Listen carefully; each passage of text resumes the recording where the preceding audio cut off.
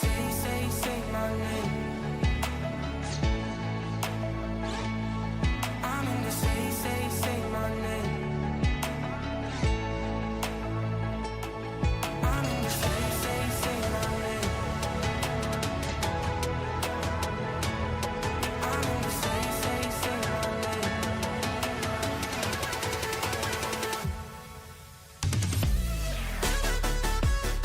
say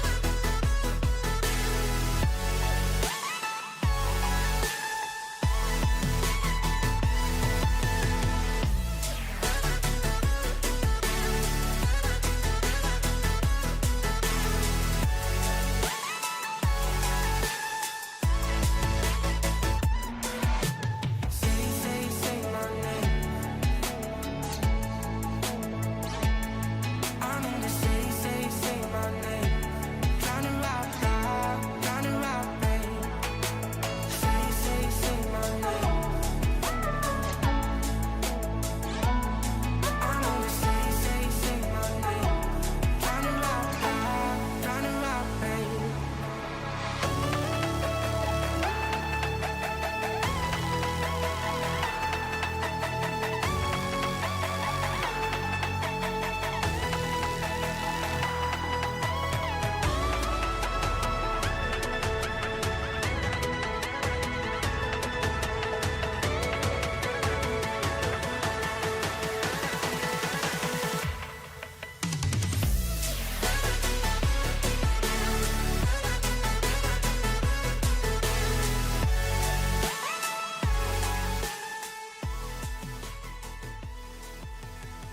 Yo, what's up, peeps?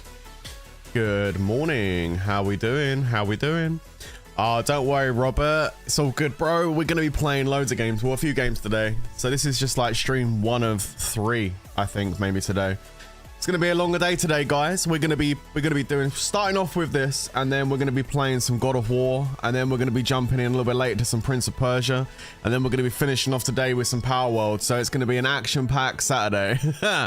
So pretty good stuff. We're gonna be starting off with just a little cheeky Lord stream to start off the morning, and then we're gonna move into some other stuff after. What I'll do is I'm gonna be streaming Lords for a couple of hours, and then I'll be jumping off to get some breakfast, and then I'll be back with God of War. We're gonna finish God of War today, guys, which is pretty good stuff. And yeah, we'll be jumping onto Prince of Persia a little bit later, and we're gonna be smacking out some Power World. So yeah, loads of stuff I'm gonna be doing today, and we're gonna be starting off with some Lords. If you're new to Lords Mobile, uninstall now and prepare to uninstall your credit card, says Robert Lewin. Nice, bro. I love that. Yeah, I mean, obviously that is an option, but I think, you know, if you're playing smart and you're playing sensible, you don't necessarily need to do that. It's a bit extreme, dude. A bit extreme. You obviously have no sense of self-control. Yes, a stream on my birthday. Free Luigi. What's up, Camden? Happy birthday. Happy birthday. I hope you have a really good day. I'm glad I was able to put a smile on your face at the start of your birthday, which is awesome.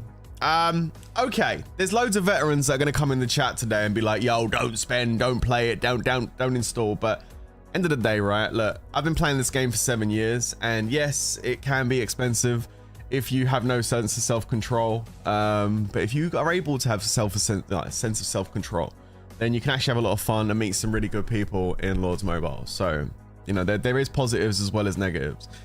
Okay, so, and by the way, guys, before anyone says it, today's stream isn't sponsored or anything like that. IGG haven't come and give me a reach around to make a video about it, but I just thought it would be cool to put some content up today and just basically talk a little bit about this. I don't really have conversations about new stuff a lot because I've been playing the game for 7 years. I'm not the expert. I don't know everything, but I know a decent enough to amount after playing the game for 7 years.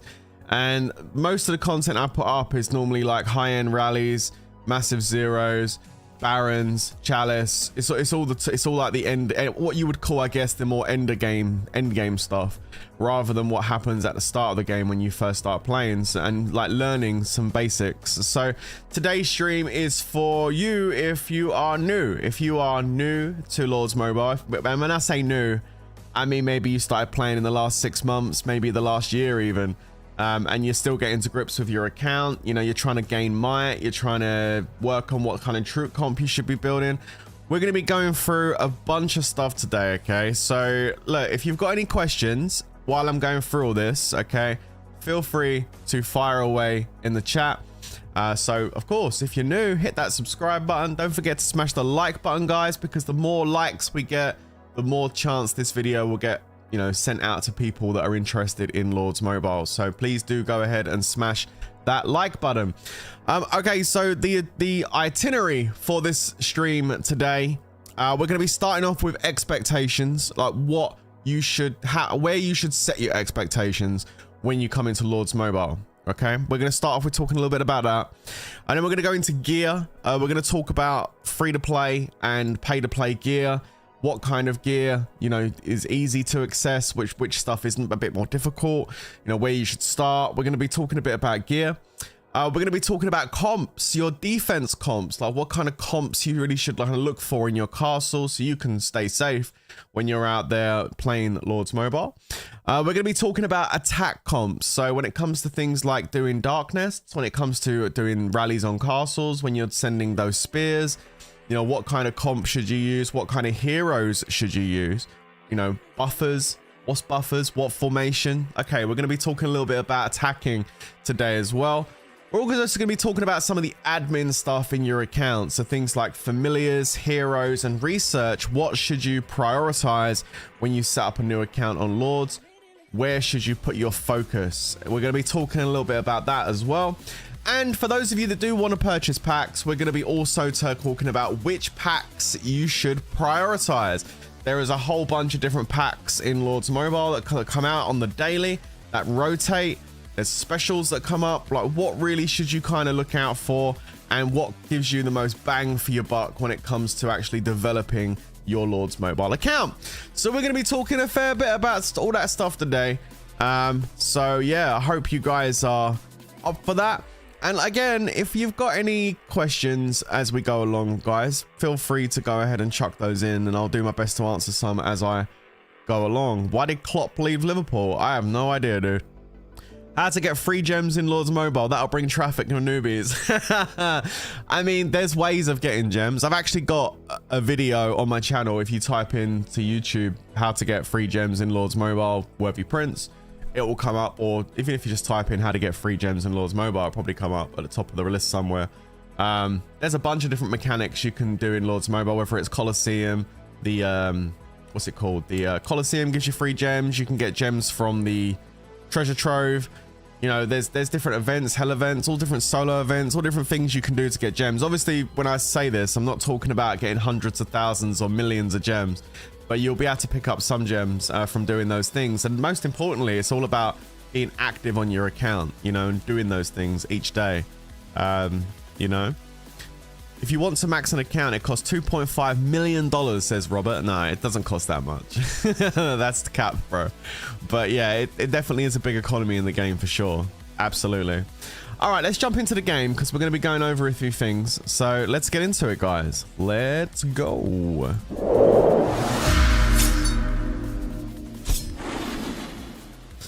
Okay, so let's start off with expectations. I do have a list I want to go down today of categories I want to talk about. So really the first step is to talk about your expectations, what you will get out of this game.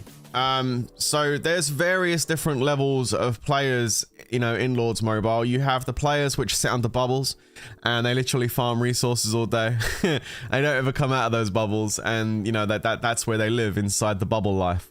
It's a full farmer life. I mean, you can play that way. There's nothing wrong with being a farmer. I mean, there's people that will say there is, but trust me, there isn't. If you don't want to get into the war side, if you want to play with the lowest budget, in fact, if you want to play just completely free to play, there's nothing wrong with just being in a shield, man. Just join yourself a guild, which is just a chill guild, and just have fun talking to people and farming your resources and doing your little bits and stuff inside your castle. I mean, that's like the bottom level, kind of like bottom ground feeder of kind of like player, you know, what you could be. As far as going any higher is concerned, then obviously cost does come into it. When I try to join the Worthy Knights, my card declines. What? You don't need to pay to join the Worthy Knight. Oh, you mean the The membership, I have no idea, dude. That's a YouTube issue, not me. But I appreciate appreciate the donor though. Thank you, bro. Okay, so I'm just trying to think where the best place to start would be. Okay, so free to play does pretty good in this game. I mean, as far as like getting to a level, you have to understand that when it comes to doing the PvP side of stuff, Lords Mobile is a very pay to play game when it comes to the PvP aspect of this game.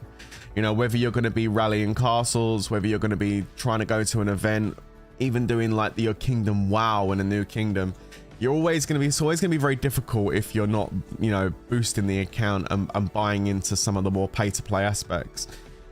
So it's very important to get that expectation clear in your head when you first start playing. Okay, if you're a player that isn't going to be buying packs, if you've made that decision at the start that you're going to be playing completely free to play, then you have to understand that there's just going to be some things you're just not going to be able to do.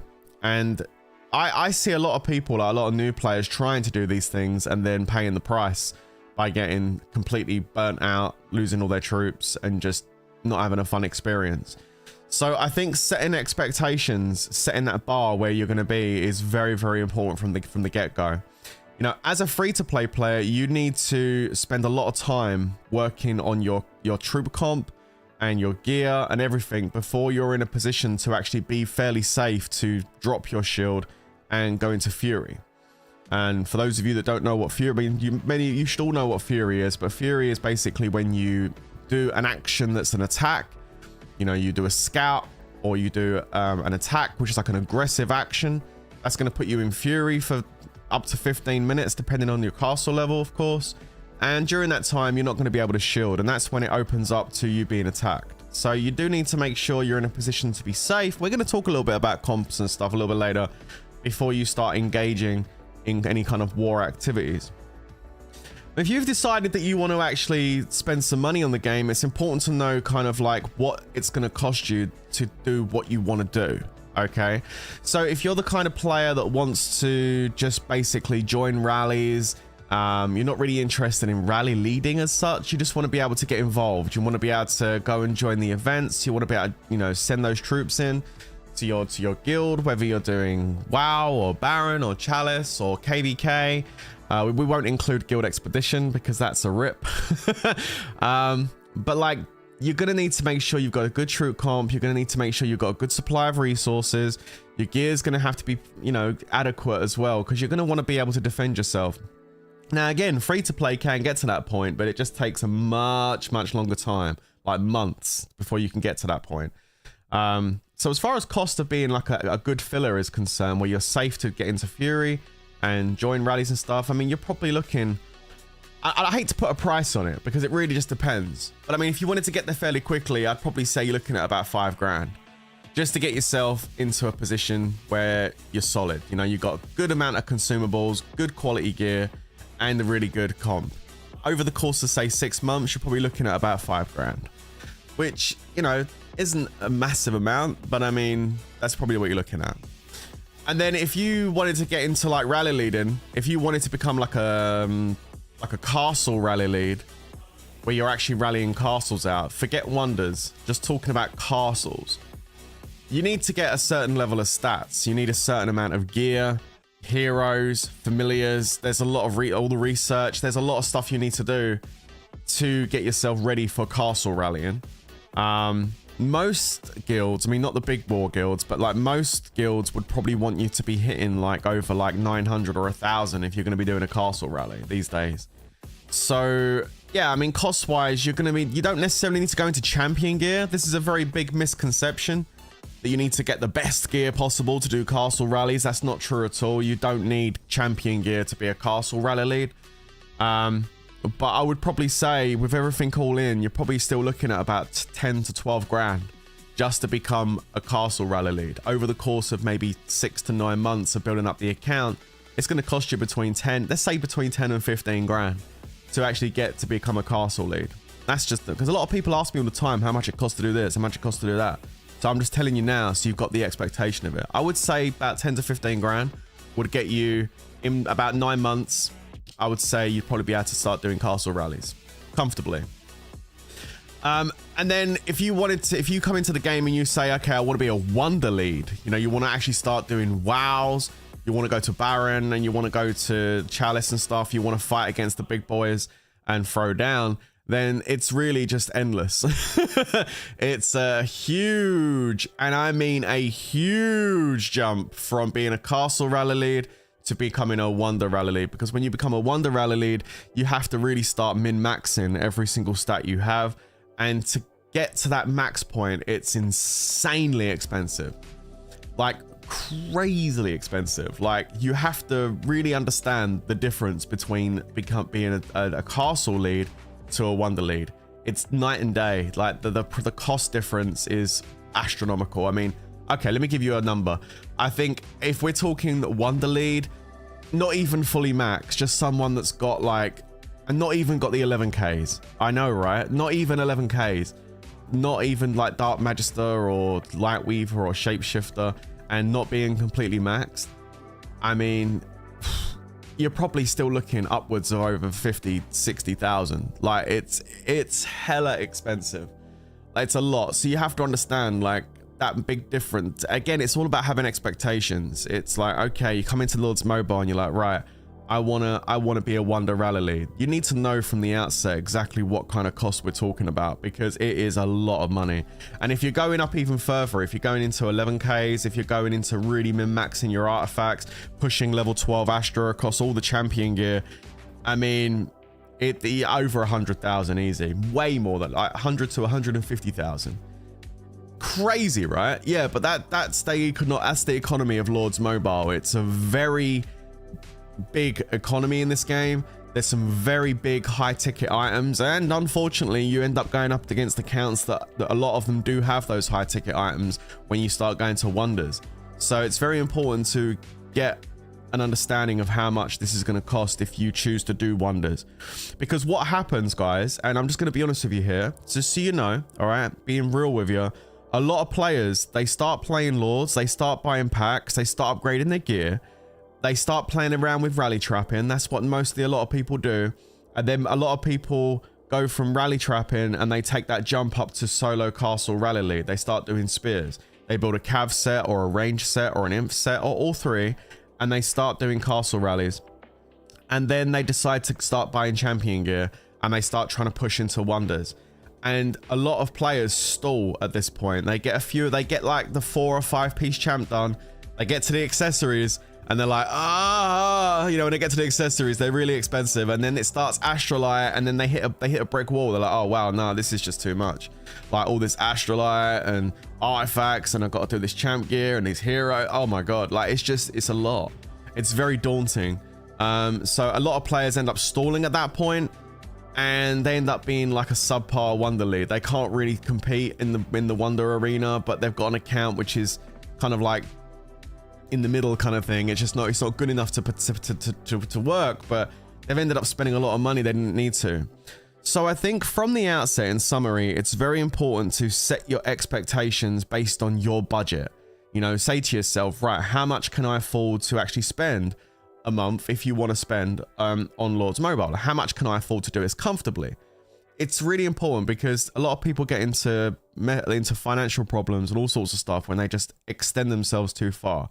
So set yourself a budget. This is huge, guys. If you're going to spend on this game, and I know there's only a small minority that do, it's like probably like 10% of the game probably spends. The rest of it's all free to play. But if you're one of those people that does spend, set yourself a budget and stick to it. Like, it doesn't matter if you can't buy this extra pack to boost. Don't worry about it. Do it next month. There's no rush. Just set a budget and stick to it, and don't go over it, okay? Trust me, because like it just ain't worth getting yourself into a mess over it, all right?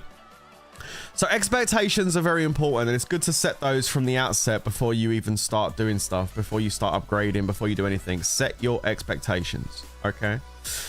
So any questions before I move forward anymore? Has anybody got any questions about cost or expectations of when they start playing? If you've got any questions about this point, then please do write them in the chat now and I'll answer them. And likewise, if you're watching this after and you've got questions, you can put them down in the comments below and I'll come back and I'll check the comments out. Perk says, if you want to become a Wonder Lead, say goodbye to your bank account. Yeah, it's very expensive. If you're new to this game, just leave it, says Anch, and play another game if you want a happy life. Again, I think that's very extreme. I think Lords Mobile can be a very fun game to play, and I think it's got a great community around it. I just think you have to be realistic with what you do and set limits. And if you're one of these people that can't set limits and you just, you know, you're very impulsive, then you need to be careful, because this might not be the game for you if that's the case. But as long as you set limits and, you know, you're strict with that, then you'll be fine. Prince, if my stats is 500 blast right now, how much would it cost to upgrade my gear to make stats about 900? I mean, again, everything's all relative. You know, this game plays a lot on gacha when it comes to the chests. You don't always guarantee what you get. It's very difficult without looking at your account. I mean, you got jewels, gear, research, all that kind of stuff comes into your stats, and artifacts as well. So it's hard to put a price on it. I don't know how much you spent up to this point, but I think obviously artifacts are huge. I mean, I can say that much. As much as we hate artifacts are huge.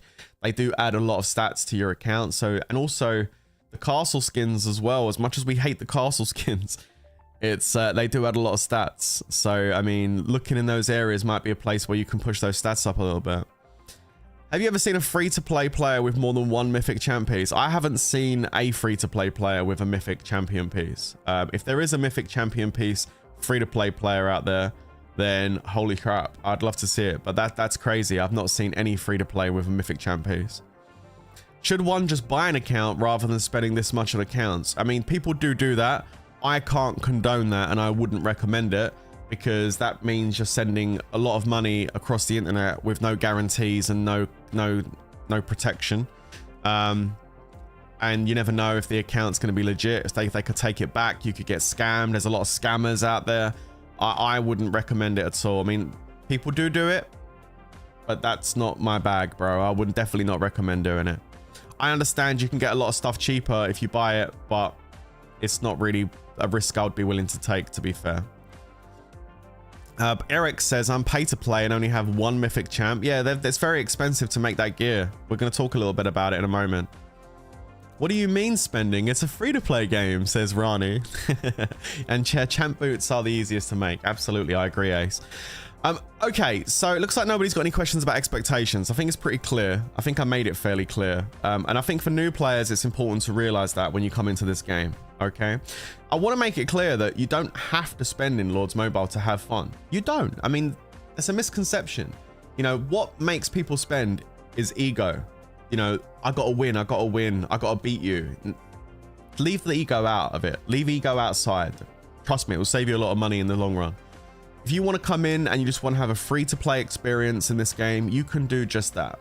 And there are plenty of free-to-play players in this game that take their time and put a lot of dedication in and build up an account that has good gear and also has a really good troop comp. And they're able to join rallies and have fun. Maybe not join every single rally, because obviously rebuilding the troops takes time for a free-to-play player, but they do actually manage to get a lot of fun out of the game, and it just takes time. And during that time, you can talk to people and socialize and make friends and all the rest of the stuff that comes with it. So there is an experience in this game for a free-to-play player. You just have to understand that you're not going to be the man. You know what I mean? You're not going to be, or the woman. You're not going to be the guy that's leading that rally. You're not going to be the guy that's taking people into battle. You're not going to be the guy that's going to be looking for targets and setting rallies. You're just going to be the chilled one in the background. But that's okay, because you can still be a really sociable person, and you can still help out a lot in your guild just by talking to people and helping people and being helpful. You know, a lot of R4s are really good. They're not even rally leads. They're just really helpful people that help out in the guild. They're active and they're just really helpful, nice people. So yeah. How to make sure you are consistent in rally leading if you're waiting for your next paycheck. Yeah, again, it's all about setting expectations for yourself, and it's about setting budgets. So for example, just to give you an example here, I am a rally lead. I am not the strongest rally lead in Lords Mobile by a long shot, but I am a rally lead, and I do a good job of competing in whatever battle, you know, with the fights I get into. And I do go up against very strong, bigger, you know, big accounts, and I do lose rallies, and I do win rallies. Like I managed to do all right for myself. I normally go in as pretty much an underdog, and I do okay. I'm not the best, but I do all right.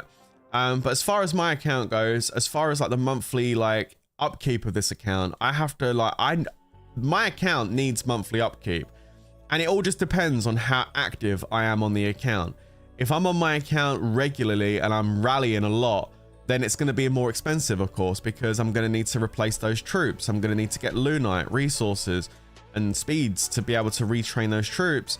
I need, and not just troops either. I need consumables like attack boosts, and you know, so and also things like familiar skills. Using things like rabbits and trojans and hellfires, like all this stuff costs a lot of gems, a lot of resources, a lot of cost. So basically, depending on how much I play my account determines how much it's going to cost me. And for me, I've slowed that down a lot, and not because I can't afford to maintain my account. It's more a case of I don't need to be as active rallying with my account anymore. And the reason I don't need to be active all the time, setting all the rallies, is because in my particular guild, and this comes with time, right? But with my particular guild, I've got plenty of people that can actually rally now as well. I have Rossi, who's another decent sized wonder lead. You know, Pigeon can set rallies on castles. Banana can set rallies on castles. Tactical can set rallies on castles. You know, Bear does wonders and castles. You know, John, wonder lead and castle lead. Like, you know, I've picked up players that can actually do a lot of castle rallying now. So I don't necessarily need to be that guy that's always online rallying castles, because I've got a team now that, you know, I fall back on, that we spread the cost between all of us. We all do rallies on castles.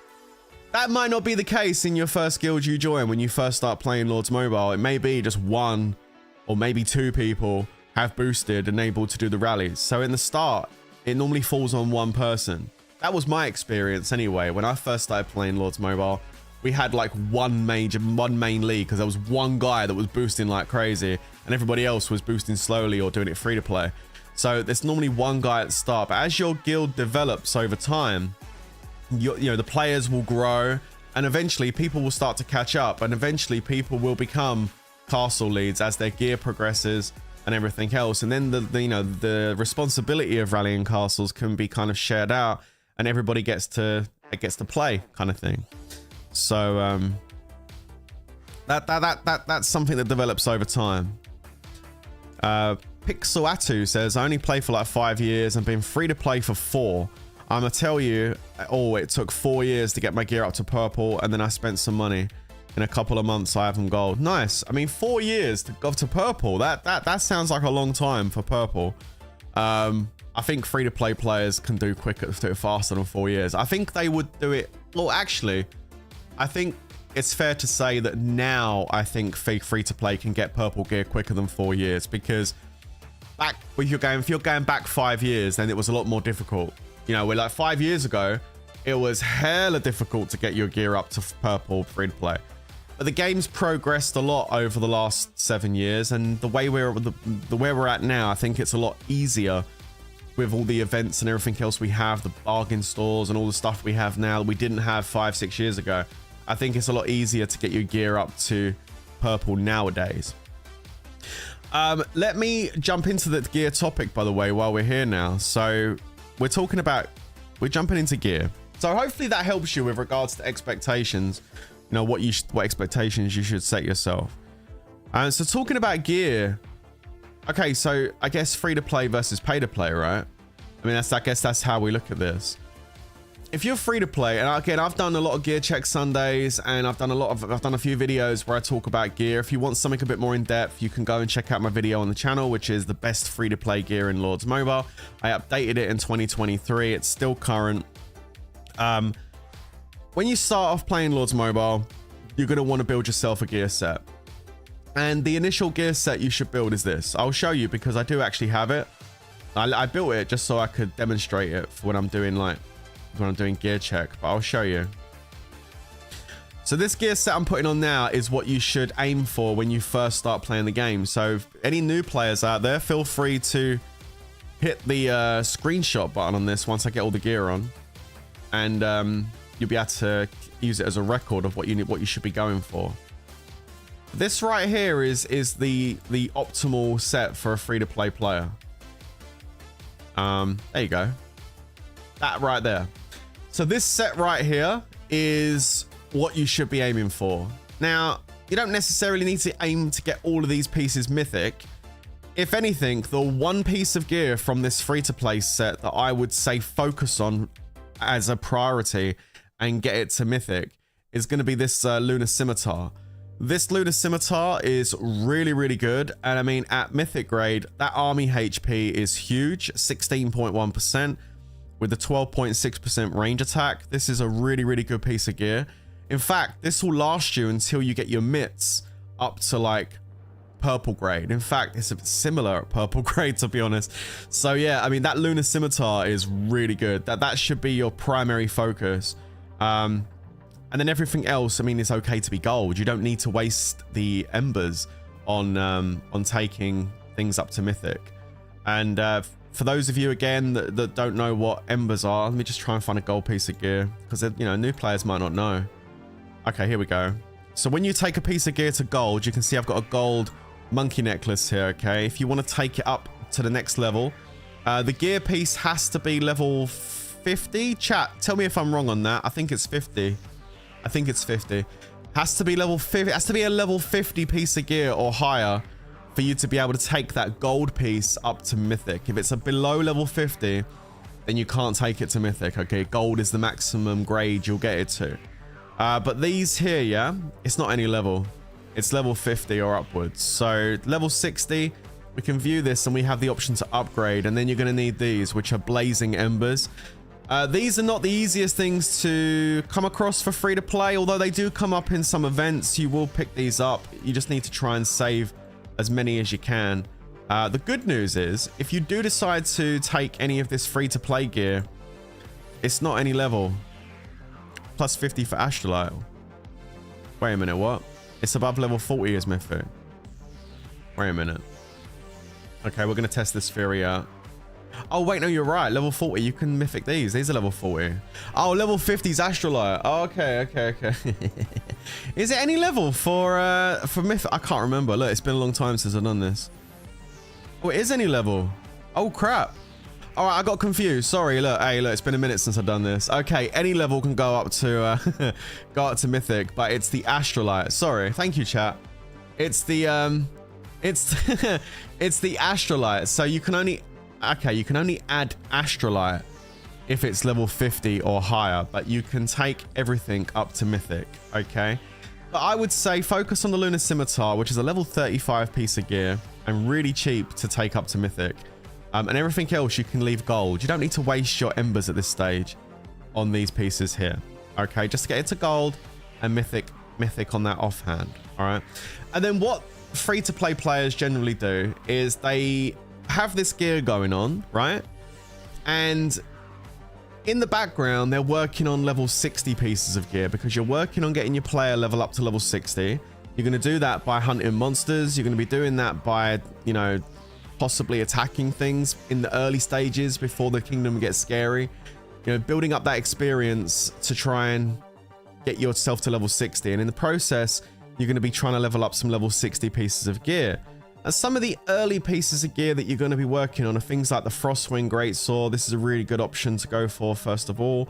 The helmets is going to be the most difficult part of all of your gear, because the helmets are all very awkward, because Beast Helm requires Bloodsuckers, which are a pain to get, and the Bumble Helm requires Honey Venoms, which are even worse. As far as drop rate goes, they're absolutely awful, so you're going to have a real rough time with doing either of the helmets. I see a lot of free-to-play players fairly quickly get into a blue Beast Helm or a blue Bumble Helm, but then getting from blue to purple is a pain in the ass. So it's going to take you a while, okay? But anyway, Beast Helm is probably a good place to go for a free-to-play. The chest piece you're going to want to go for is going to be the Firewall Plate. This is really, really good. The legs, most people go for the Dragon Talons. It's normally their first level 60 pair of legs. And then the offhand will normally be the Winter Mitts. And then your accessories, the accessories, you'd probably go for... I normally say go for a blight ring. If I've got, where's my blight rings? There they are. So we go for a blight ring. And then what I would also say is probably, I don't think I've got one. Oh God, I ain't got a scroll. Okay, I'll just show it. I would say go for a cup. Like try and do 1 cup. Don't do more than 1 cup. Just try 1 cup. Even if you get the cup to like blue, it's pretty good. So like try and work on 1 cup. And then on that last accessory slot, unfortunately, I don't have it. You could either go for a second blight ring, or the other thing you could do is you could go in here and try building, what's it called? The burning scroll. This is a really good option for the third accessory. Or the other option you could try and do is go for a dragon iris. This is also a really good option for a 3rd accessory. And the reason being is because you've got the army HP, the range attack, and the cav attack. And that's just something I want to just say about gear in general. When you're building your mix set, and it should always be your mix set that you start with to defend your castle, okay? You need to make sure you're focusing on pieces of gear that have got either more than 1 type of attack, or they've got some kind of army HP on them, because army HP is huge. Army stats are huge. Like infantry attack is just for infantry. Infantry HP is just for infantry. Whereas a army stat is going to apply to all 3 of your troop types, inf, range, and cav. So if you've got 10% army attack, that's going to be like 30% attack because it's over 3 troop types. So the army HP is the same. That army HP is going to be on all 3 of your troop types, not just one. So if on the ring, for example, here, you can see we've got army HP of 21.9%. But that means the infantry gets 21.9, cav gets 21.9, range gets 21.9, which is why the blight ring is a solid accessory for a mix set, because you're boosting all of the HP across your entire army. And the cup is good just because the cup has huge attack stats in range and infantry, which is very nice, and also has infantry and range HP, which is what you would normally be defending in, because you most likely probably wouldn't defend in a cavalry formation. You'd be in an info range formation, so having those info range stats is kind of nice. So having that cup is good. Now this kind of gear you're looking at here, this is what you want to be aiming for, but you start with the free-to-play stuff and then you slowly grind in the background on these pieces of gear, and you only switch them in once that piece of gear becomes better than the free-to-play piece you have. So for example, this lunar scimitar would stay there until the winter mitts become purple, and then you could switch out the lunar scimitar for the purple thing. You don't want to put a level 60 piece of gear in if it's like green. Just because it's level 60 doesn't mean it's going to be better. It just depends on the grade. So you do need to make sure you're keeping an eye on that, okay? And switch them out as and when, okay? Yeah, what Perk just said there, drums are trash. Yeah, when you look at your stats, for example, let me just show you this. If I look at my stats here, I don't know what my stats are going to look like with this on actually, but if I just put myself in like training talents for a sec. There we go. I'm not in war talents right now. I'm in training talents, okay? So this gear set right here, if I take a look at my stats where I'm at right now. Okay. So this gear is not jeweled. This gear is not jeweled, and I'm in training talents right now. So your stats won't look like mine. All right, because I've got a lot more stuff going on my account, which is why this is so high. But when you look at these stats, this kind of good because it will give you an idea of how yours could potentially look. So you can see here that my infantry attack is at 729, my range attack is at 737, and my cavalry attack is at 637. Now you can see my cavalry is lower than my range and my infantry, and when you build your free-to-play set and then start moving into the level 60 gear, you're going to also see a very similar pattern. You're going to see that your infantry and your range stats are going to be higher than your cavalry stats, okay? And what a lot of people do is they make the mistake of thinking they have to put some cavalry gear in to kind of boost that cavalry up. So they'll take out the 3rd accessory and they'll put a drum in. I see this all the time. They'll put a drum in their accessory, and then they'll do that and they'll be like, oh, that's better. you know, with some jewels, it's back up to almost 700. So it's like, okay, great. I'm pretty much 700 across the board now. But having that drum in there is detrimental to your actual gear set, because remember what I said, it's important to have gear that focuses on multiple things at once, not just one job. And the drum is literally just cavalry. It's cavalry attack, it's cavalry HP. It doesn't benefit your range or your infantry in any way at all. So it's really not a great piece of gear to be using in a mixed defense set. So I would definitely recommend taking out the drum and just stick with the fact that you're going to have slightly lower cav stats. It's okay. It's okay. It won't hurt you to have slightly lower cav stats. It's not a problem. All right. It's normal to be that way. I will wait to switch out my scimitar if mitts will get to gold prints. And absolutely, I think, you know, you can, to be honest with you, the purple mitts are pretty much on par with it. I mean, I'll show you what I'm talking about there. So regarding that point, you can see here that purple mitts have 6.5 range attack and they have 15.5% army HP. 15.5 army HP, 6.5% attack, right? If we take a look at the lunar scimitar at mythic grade, you can see here that this has 12.6% range attack and 16.1. So it has more range attack and it has more army HP than the purple mitts. There's not much in it, really. A little bit of attack. But yeah, I mean, even at purple, those mitts probably will wait before you take this out. Only when the mitts really go gold is when it actually becomes 100% better, because then you get more attack and you've got like 25% army HP, which is huge.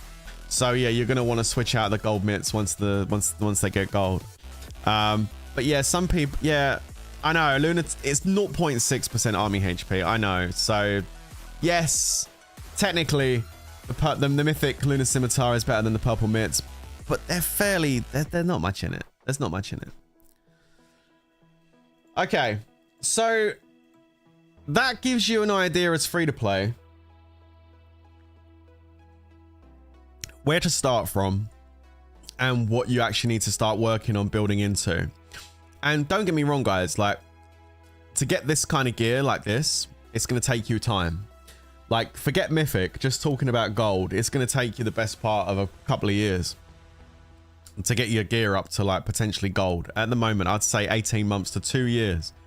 You're going to be looking, you might have purple and a couple of gold pieces in 18 months to 2 years. So yeah, it takes a long time, okay? So on the other side of the coin, let's say you're coming into the game and you want to buy packs. You've set your monthly budget and you want to buy packs. What can you get and how much is it going to cost? Well, again, that just depends on what you want to achieve in Lords Mobile. Do you want to be a castle rally lead? Or do you want to be a filler? If you want to be a filler and you're not interested in rallying at all, then you should just buy packs like the Material Madness packs that come with all the chests, and just try and open as many chests as possible to try and boost your gear up. Set a budget, don't go over it, okay? Remember, this game is gacha, so you're not guaranteed to get anything you want. Like, you know, sometimes you'll buy the packs and you won't get nothing, and it'll be like a big kick in the balls, you know? But that's just the way gacha works, you know? You're not guaranteed to get anything, but also that's kind of part of the fun. Just trying to see if you can get something. You get the big endorphin rush when you do get something. So it's gambling, basically. That's pretty much what it is. It's a cute packaged way of gambling. But you know, that's what you're doing. You're gambling to try and get the gear you want. So what should you build? What should you aim for as a low spend pay to play per player? Well, basically similar gear to what I just showed you guys. You're going to want to be going for a Frostwing sword. You're going to want to be going for a Bumble helm. You're going to want to be going for a firewall. You always need to start with your mixed set. Like, remember, just because you want to rally castles, that's great, but you need to protect yourself. So always start with a mixed set, and you're going to want to be going for a cup. In fact, if you're going to be low spend, you're probably going to want to go for a couple of cups. A couple of cups and probably a blight ring. This right here is going to be your set. That's going to be your mix set. It's going to be something like that. Don't even look at champion gear if you want to be just a solid filler that can protect yourself, join all the rallies, have all the fun, but you're not going to be doing any rally leading. Aim for that gear set, build it, put gold jewels in it if you can, purple jewels, and then upgrade to gold, and that's going to be your solid gear set.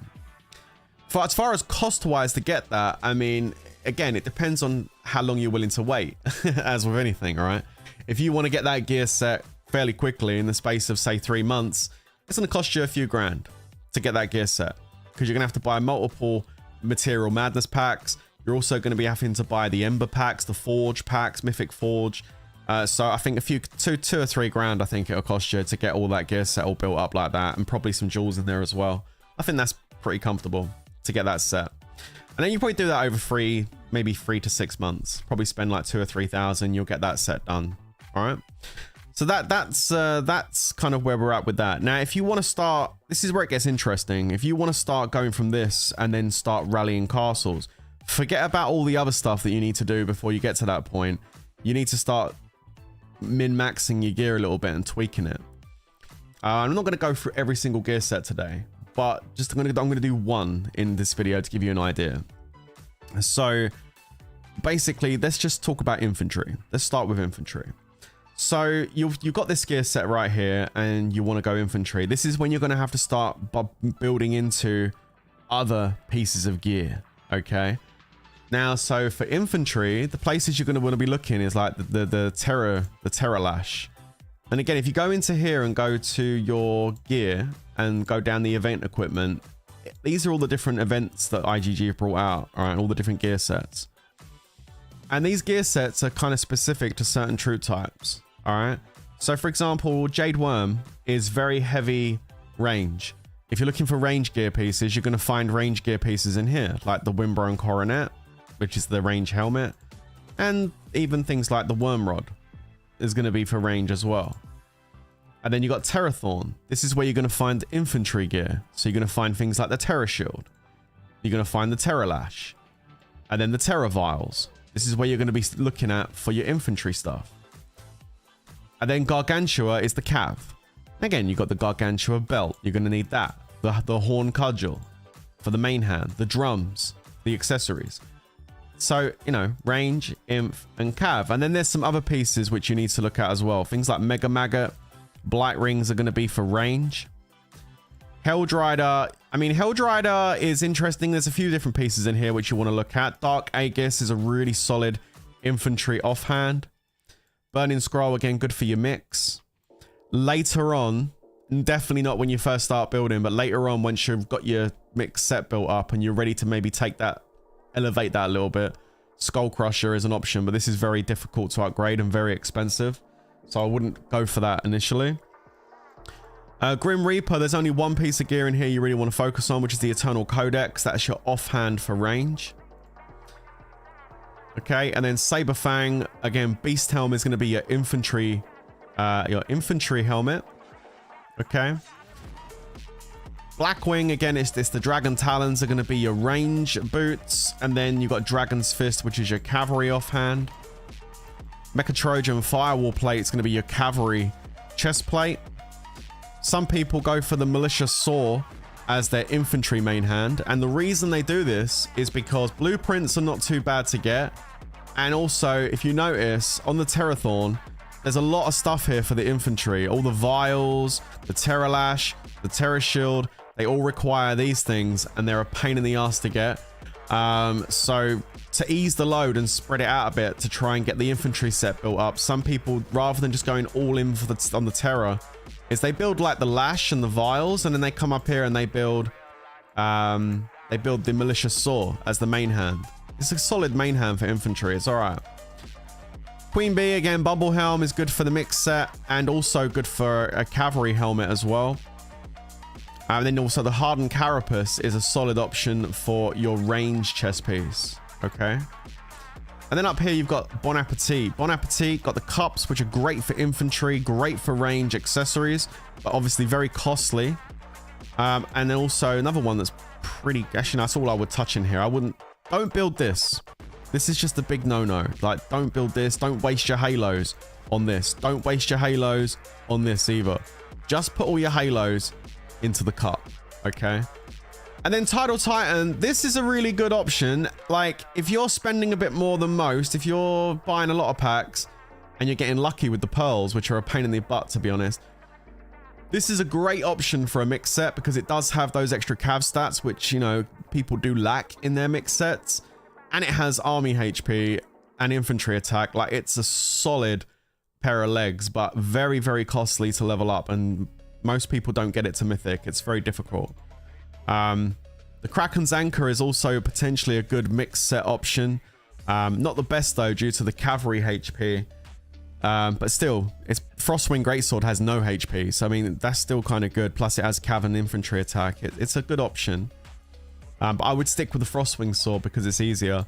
And then Call of the Deep is also another very good infantry option for infantry offhand. The Dark Aegis has a little bit more attack, but this has actual infantry HP, which is kind of juicy. And infantry loves HP, so this is actually really nice as well.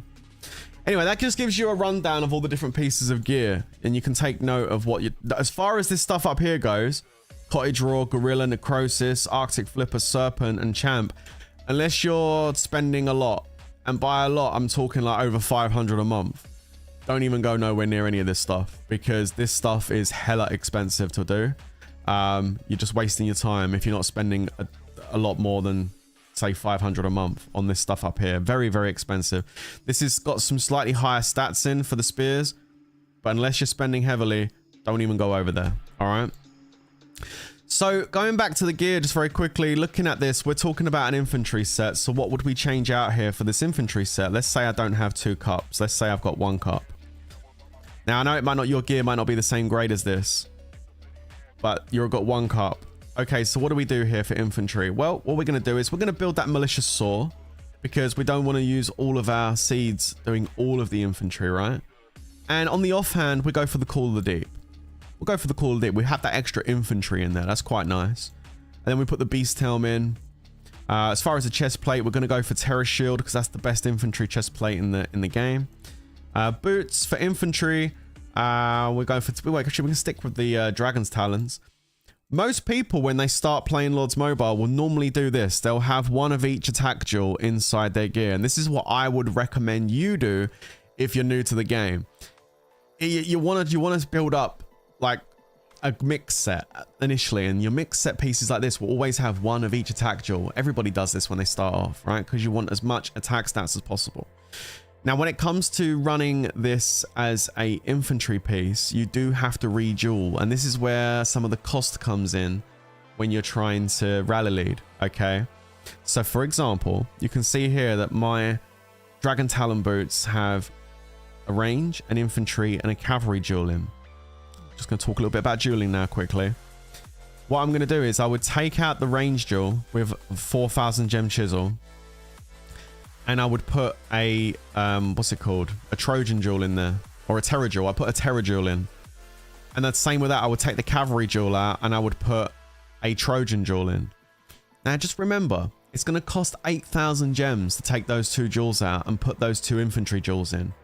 But remember, if you're going to defend yourself, it's going to take you another 8,000 gems to take those jewels back out and put the range and the cavalry jewel back in. So if you're having to switch from doing a spear to having to use it as a mixed piece of gear, that's going to cost you 8,000 gems to do the complete reversal. No, 16,000, sorry. 16,000 gems to do a reversal of 2 gems back and forth, and that's on 1 piece of gear. And this is why you're going to want to have pieces of gear that are specific for your infantry blast. For example, this piece here would always have an infantry jewel, a Terror jewel, and a Trojan jewel. You can see the jewels here. Terror jewel, 10% infantry attack, 10% infantry defense. That would be in slot 2. In slot 3, we would have Trojan jewel, infantry HP 15% and travel speed. The travel speed is nice. Infantry walks slow, so having the extra travel speed is nice. And instead of that engine attack jewel, because I built this for a siege piece, you would have an infantry attack jewel 20%.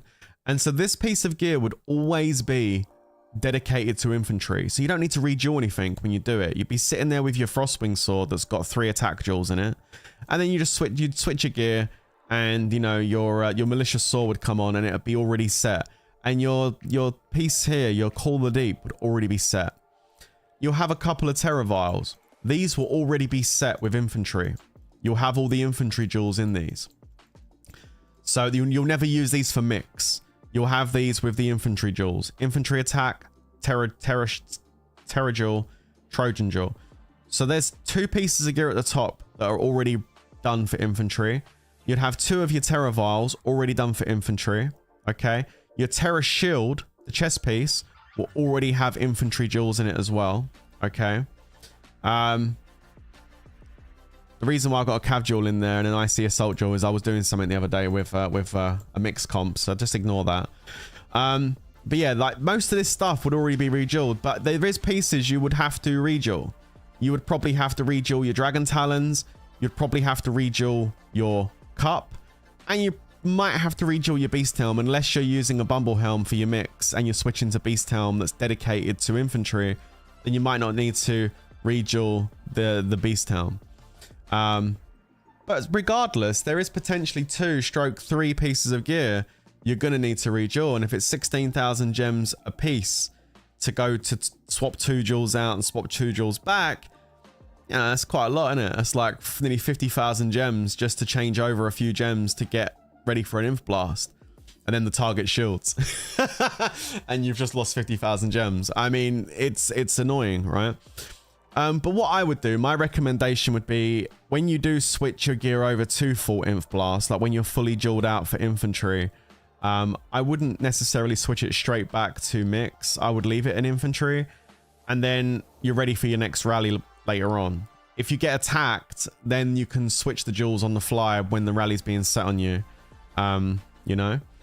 But always make sure when you finish rallying, you go back to your mix set. You know, make sure you hit that as quick swap and go back to your mix set. But that gives you an idea of gear. And I mean, as far as cost goes, building up these spears, obviously it adds more cost. You're building more pieces of gear, so you're going to add more money onto it now.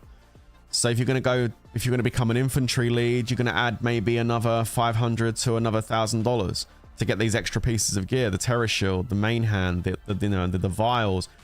It's probably another good bunch of full runs of Material Madness to get that done, and Mythic Forge. So add another 500 to 1,000 per spear.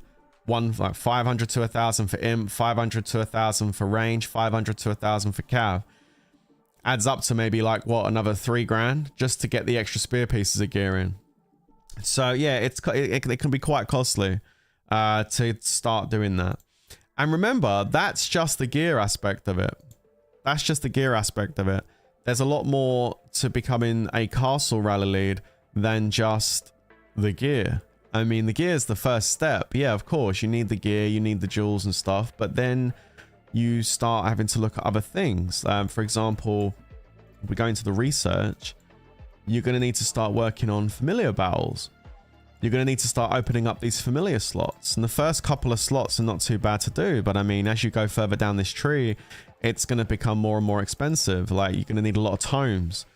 You need to start buying tomes. There's another cost that IGG introduced. So happy about that. But yeah, they did. And like, it means it's going to cost you a lot more, cost you more money now to start opening up these familiar slots.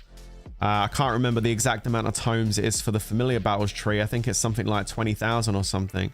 That's how many you need to complete it. I would say you don't necessarily need to have 5 slots to do a castle rally. That's my opinion. I don't think it's 100% needed to do a castle rally. Obviously, optimal, yes, is to have 5 slots. But I think you can actually build up an account and do it with 4 slots quite comfortably. But there still is some cost involved in getting there. Is it easy to do Tycoon for Mythic? Yeah, that is another thing as well, Fitness World. I'm going to get to that a little bit later, talking about the packs and the best way to upgrade stuff. But yeah, you're right. Tycoon is really good for upgrading gear. And Labyrinth as well. One question, is the Blight Ring at gold better than the Faith at blue? Because I have them both and I don't know which to use. Let's take a look. I mean, the easiest way is to just go take a look at the stats and just work it out. So you've got a Faith at blue. So let's take a look at this. Where's the Faith? All right, so the Faith's got 7% Cav and Inf. It's got 4% army attack. So add the 4% onto the 7. That gives us 11 and 11. and then 4 on range. So 11, 11, 4, and then 11% army HP, or nearly 12. Let's call it 12. 12% army HP. And then you want to compare that to a gold blight ring, yeah? So gold blight ring, total stats here is like 22, 4, 5, 6, 26% attack stats. Okay. And then like 12% HP. So the HP is a little bit less on the Faith, but on here you've only got 14% range attack. And the amount of HP you're losing from the Faith to the blue Faith to the gold ring, it's not a lot. It's a couple of percent. And you're only getting 14% range attack here. Your range attack will drop a little bit, putting the Faith in, because it hasn't really got no range attack. It's just got the 4%. It's got the 4%, what's it called? Range, army HP. But overall, I mean, it's it's difficult because like that's got 14% range attack total in it. So like, and this is going to have more attack stats overall. I would say use the blue Faith, to be honest with you. I mean, you lose a little bit of HP, which isn't great, but then you're gaining more attack stats, and I think that kind of outweighs it a little bit. You get like 14% attack from this ring. I mean, 14% attack on just range, but over here you're rocking 11% inf and 11% cav. Yeah, I would go with the Faith. I don't recommend Faiths because Faiths are expensive, but if you've managed to get a blue Faith, I'd probably use it over the gold ring. Yeah, absolutely. Keep the Faith. Yeah, no worries, man. Okay. So we've talked a little bit about free-to-play gear and what to work on in the background to enhance that as time goes on. I've talked about setting up the spears and stuff. I'm going to talk about the other things that you need to do as well, but I want to talk about heavy pay to play. This is a very small minority, okay? But let's just say, for example, you want to start pushing into wonders, okay? You want to do wonder rallies. You want to be that, you want to be the guy, yeah? You want to be the one that goes up in the news with your name, all right? Okay, so like I said earlier, it's night and day between what I was talking about then as far as castle rallies go to becoming a wonder lead. Because when you become a wonder lead, you're now talking about getting gear like this, champion gear. Because that's what you're going to need if you're going to go ahead and be a wonder lead. You ain't going to be a wonder lead using that other gear because the army HP is too low on that other gear. This is where champion gear exceeds the other gear. It's because it just has way more army HP involved in it, all right? And plus, when you start looking at becoming a wonder lead, you then don't need to start looking at champion jewels as well. You're going to need these. You're also going to need to start astrolighting your gear, working on sigils. I mean, there's a whole bunch of stuff now that comes into play once you start trying to become a champion lead in the game. And so cost goes up by an absolute crazy amount. When you look over here and you look at the champion gear tab, okay, and start looking at this gear, right? You might think about starting to work on something. I see a lot of low spenders, medium to low spenders, working on a pair of boots. This is where most people start. They build a set of champion boots. And that would be my advice to you. Just so you can get a feel for actually how costly this is going to be for you. I would say build a pair of champion boots. I would say go for a pair of infantry strides. This is a great place to start. The reason why I would say go for infantry strides is because we were talking about a moment ago how to set up your infantry blasts, and we were talking about the dragon talons, which you can use for range or infantry. Let me bring them up again and show you, because I want to make sure I'm thorough with this today. These here. You can use these for infantry or range. They have both. They have army attack, army HP, and they have infantry and range attack. They don't have cav attack. That's just the duel, okay? Thing is, if you build yourself a pair of infantry champion boots, you no longer need to use these for infantry, which means you can have these completely jeweled out for range, and they can stay that way, unless you're being attacked, of course, and you might need to change it up. It saves you cost on redueling, because they will always be your range boots. And then the infantry strides become your infantry boots, and you have these set for infantry. And that way you're not really costing you any chisels to kind of switch jewels, right? And the infantry boots is a good place to start because it's the cheapest. One of the boots are the cheapest ones. I mean, if you're building these, it's five mains to build infantry boots, and that'll give you a feel for like what the packs are like and stuff like that. The pack you're going to want to go for your champion is called Rising Champ. That's going to be the pack you go for. And yeah, you're going to need to spend a fair bit. As far as cost goes, guys, I mean, all right, so give you a rough idea. Let's add it up. Let me get my calculator out. I'm going to give you a rough idea, and this is all subjective because remember, the packs are gacha. Yes, there's a guaranteed amount of mains you get, but depending on how much it's going to cost you is going to come down to luck and how many crimson mains you can drop from those packs. Sometimes you buy a full run of champion packs that will cost you $150 and you won't get nothing. I'm telling you, it's like someone just put a pair of steel toe cap boots on and booted you in the ghoulies. I'm telling you, you'll spend $150 on a full run of Rising Champ packs. You'll open the chests and you will get nothing. Zero. You won't make any progression on your piece of gear. It will happen. Trust me. I know. So let me just talk about this then. So looking at the boots, you're probably looking at about, on average, I would say probably about 1,500 for the boots. And then the chest piece is very expensive. It's like 10 for the chest piece. Looking at about 3,000 for the chest piece. The helmet, you're looking at about 2,500, I would say, for the helmet. The main hand, again, probably about 2,500. The offhand, probably about 2,000. The accessories, you're probably looking at about 3.5 each.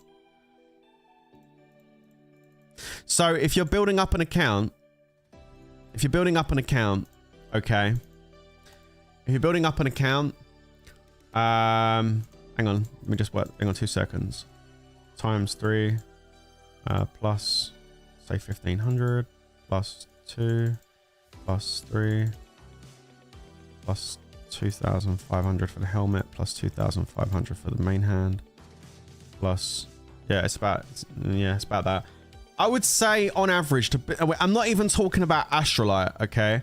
Forget Astrolite, forget artifacts, forget everything else. Just looking at the mythic champion set, the full set, you're probably looking at around anywhere between 20 and 25,000 for a full set of champion. Now, it might be a little bit, yeah, look, Shadow knows. It might be a little bit less if you get mega lucky, okay?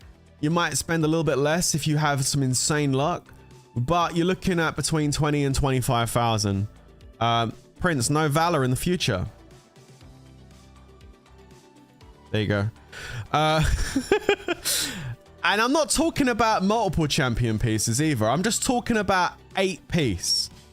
I'm talking about 8 piece. You're looking at between 20 and 25,000 for 8 piece. So if I wanted to build just this set I've got here, it would take between 20 and 25k to build this, and that's what I'm talking about. We were talking about the other gear for spearing castles, around about 3 grand for the full set of different bits of speed gear and stuff. You go to champion, 20-25 grand. So you can see the difference. And if you're gonna become a wonder lead, it's gonna cost you more than that. And the reason it's gonna cost you more than that just for the gear pieces is because you're gonna need multiple pieces. You can't just have this set because you're gonna be doing different comps. Otherwise, if you've just got this set, everyone's gonna know what you're sending every time. Oh, he's doing a 424 variant every time because that's the gear he's got. He hasn't got no other gear. But you start switching gear up. So here we go. Check this out. We're going to switch the main hand to the other champion main hand. We're going to switch the offhand to the other champion offhand. Oh, by the way, we're also going to switch the helmet to the other infantry range helmet. Oh, while we're at it, let's go ahead and switch to the range champion boots. And let's switch to the cavalry champion chest plate. And let's switch out for a Valor. Yeah, I mean, do you know what I'm saying? There's almost another full set of champion gear on here. Like I double use the accessories because I don't need any more accessories really. I probably could do with another blessing just to help me out with my infantry range stuff, but I don't necessarily need it right now. But you can see I just changed out like 3, 4, another 5 pieces, 6 pieces of champion gear. I just changed out, and I've got more as well. Like we can switch out for the cavalry boots. You know what I mean? And there's other pieces of champ gear that I haven't built because I don't think it's needed. I don't need them. I can do without them. But the point is, like I said, going from the castle lead to wonder lead is huge as far as cost. Like you're jumping into a rabbit hole when you go past that point, man, of going from castle lead to wonder lead. All right. So you need to be aware of that before you start, because otherwise you're going to get halfway through the process. Do you know how many people I see with gear like this? I'll show you. Look, check it out. Skull Crusher, champ helm, champ chest, boots. They've also got the accessory, offhand, sorry, and then they're running cups down here. Yeah. You know how many wonder leads I see looking like this? And they're stuck. They can't go any further. They're like, I can't do any more. They get to this point and they're stuck. Like, don't get me wrong. If depending on your kingdom, you're going to be able to do bits.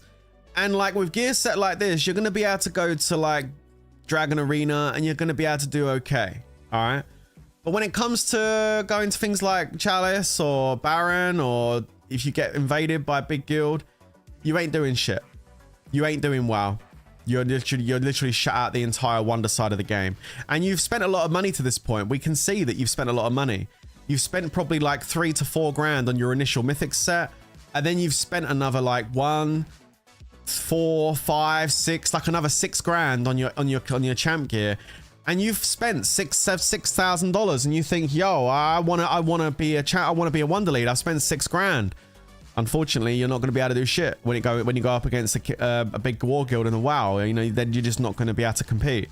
You're completely shut out of playing WoW in Lords Mobile, and that's the harsh reality that needs to be spoke about. Too many people boost their account up by spending quite a few $1,000s to about this point, and they can't go any further. They've hit their wall, and you're stuck with an account now that isn't really worth that much because it hasn't got full champ. Do you know what I mean? You're stuck in a rock and a hard place here. You either got a choice of stop spending and stay where you are, or just fall into financial ruin trying to get the rest of it done. So just like I said, and I've really made a big point of this whole stream here today, is talk about expectations. I think it's important that you know what you're getting into when you start doing stuff. All right. But yeah, there you go. That gives you an idea on gear. Hi, Leroy. Good morning. I think I've spoken enough about gear. That gives you a good idea of gear. Now, if you're interested in building up gear, whether it's free-to-play gear, I've got the video on the channel, best free-to-play gear in Lords Mobile, and a full analysis on how to build it up and the stats you're going to be looking at. If you're looking at building an infantry or a range or a cavalry set, I have the videos on the channel. Check it out on the channel. I do have those videos. Cav, range, and inf, they're pretty much still relevant to now, apart from maybe the newer gear pieces, but I think I included those in my most recent videos, so just check them out. I've got the videos on the channel. Just type in best infantry set Lords Mobile Worthy Prince or something like that in YouTube and it should come up. In fact, let me go check. I'm pretty sure it comes up. Let me go have a look. Let me go check for you guys. So if I type into the YouTube Lords Mobile infantry gear Worthy Prince, make sure you write my name after, because then obviously it's going to come up with my video. Check it. There it goes. So I've actually got a video there, which is best infantry. Actually, what's that? 6 years ago. Inf range. Free to play infantry gear. Have I not done a video with like pay to play? No, I've done a video. Have I done a video with Have I done a video with infantry gear showing how to do the battalions and everything? I'm pretty sure I did, right? Did I don't know. I thought I did. Did I not do it 6 years ago? Yeah, but that's inf range. That's not. That's like cav range. That's not. It's like 2 true type sets. I don't know whether I have or not. Oh my god, have I not done it? I'm sure I did it somewhere. I mean, damn. Let me get. If you're building up inf sets, I'll show you very quickly. Take some screenshots if you want it. Right? Infantry. Look at this. Look. Here we go. Check it out. Terralash. Call the Deep. I'm taking the champ gear out, guys, just to show you. Just very quickly, all right? Before we move on. There you go. Infantry. Take a screenshot. There's your non-champ infantry castle lead gear, all right? Take your screenshot. If you're watching and you want to learn, hit that screenshot button. There it is. Infantry set. Okay, let's go to range. Okay, let me take the champ gear out. Let me take the champ gear out. I don't want the champ gear in. All right, there it is. There's your range set. Take a screenshot. That's your range set you want to build, all right? Boom. Range. Let's go. There's your range. Now go cavalry. Here comes cavalry. Now I've got to take a lot of champ gear out. Give me 2 secs. This is what you want to build. Shit. Here we go. Oh, I remember this cav set. I used to love this cav set. When I got this cav set built, I was so happy. There it is. Garg belt. Dragon's fist. Drums. Here it is. Here it is. There you go. But there you go, boys and girls. There it is. Boom. There's your cav set. Take a screenshot. Boom. There it is. That's your cav set. These are the pieces you want for your cavalry. Okay?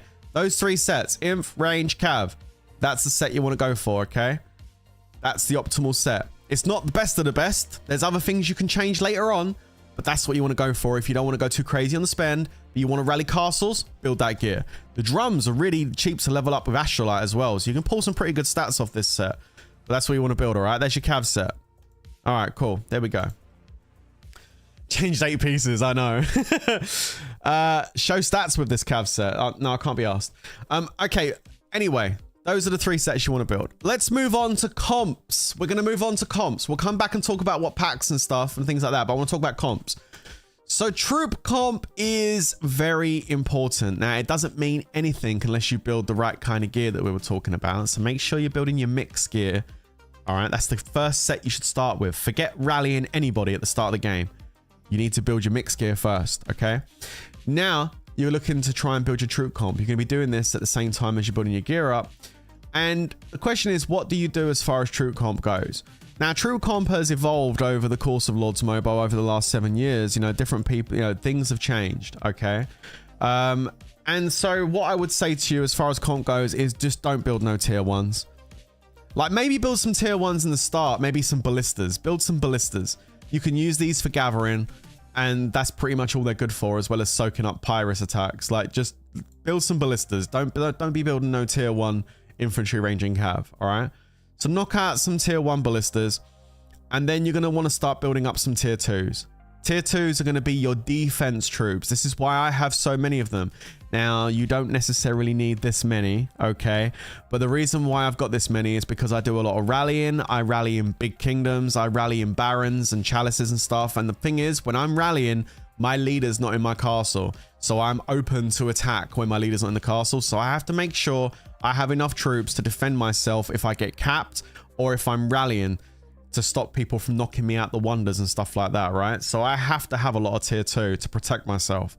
If I had a very low number of tier 2, I'd be open to getting mixed rallied by big titans who will burn me out. So I need to make sure I do keep myself protected, okay?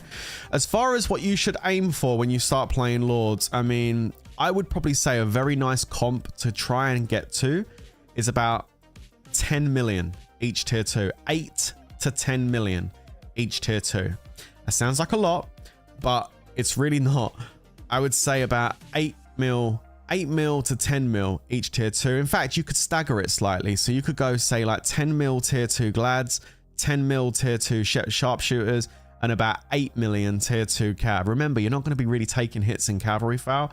You don't necessarily need to have as much cavalry. So I would maybe put 8 mil tier 2 cav and then 10 on the gladiators and sharpshooters, all right? Going down, tier 3. This is a massive no-no.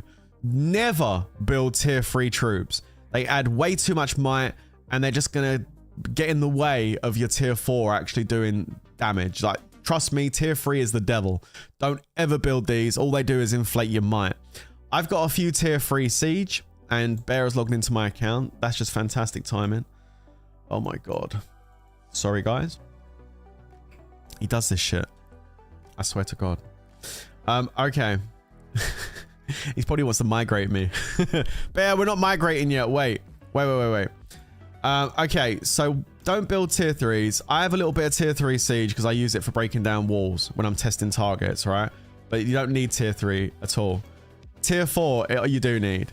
And tier 4 is going to be your main goal when it comes to your research and stuff. You want to be, as a new player to Lords Mobile, you're going to be working on getting your tier 4s open as soon as you can. It's going to take time. The good news is you don't need any tomes. And the good news also is it's actually become a lot easier to get tier 4 open since the introduction of the Techno Labs. Techno Labs is a new feature, a new mechanic that was brought into Lords Mobile. And for new players, it allows you to catch up with players a lot quicker than it did. I mean, guys, back when I first started playing Lords Mobile, it took freaking ages to open up tier 4. Now you can open up tier 4 relatively quickly just by using these Techno Labs and basically blasting through the research. That was the big issue because the research actually used so much gold and resources to actually get done. It took people ages to get down here and start doing these army researches and stuff. Man, these take a buttload of gold to get done. But like, they're really, really important to get done, and the Techno Labs will help you push through those. So I wouldn't use my Techno Labs in the starting point. I would push down here and just use your speed ups and resources that you got until I get down to like past tier 3. And then when I get down to these armies, that's when I would start hitting the Techno Labs to get rid of these ones down here. And remember, to unlock tier 4, you can't just do military research. You also have to max out economy as well. You don't need to do gem harvesting. This is irrelevant. I just done it because why not? But you just have to get the rest of this economy tree maxed out to level 10 before you can actually unlock your tier 4s. Okay. And when you get your tier 4s unlocked, initially, especially in new kingdoms, you don't need to have as many tier 4 as I've got. I would probably say try and aim for like 1 million each tier 4. So you've got like that decent tier 2 comp going on. Try and put like 1 million, 1 mil of each tier 4 in here. And yeah, that'll be really good. That'll be a solid comp to have in a fairly newish kingdom. You won't get touched. If anyone rallies you, they'll get clapped. Obviously, like as time goes on, you're going to want to push forward, and eventually you're going to have to open up tier 5s. This was a pain in the ass update from IGG. They brought these out, and the reason they brought these out is because they wanted to introduce Lunite. Because there's a black market for resources. I'm sure you know about this, or maybe you don't, but there is a black market for resources. Everybody buys resources off the black market. I mean, you can get like a whole bank of resources for like 10 bucks.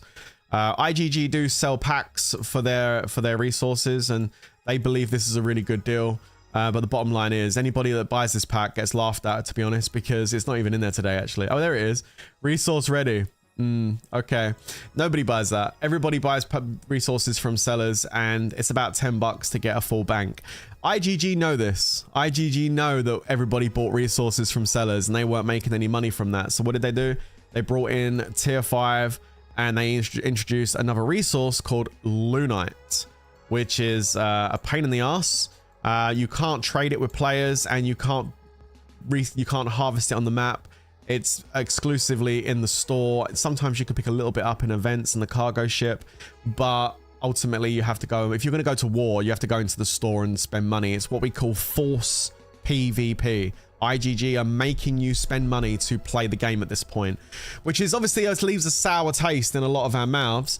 But they saw a place where they could try and monopolize it and make some money where they were potentially losing money.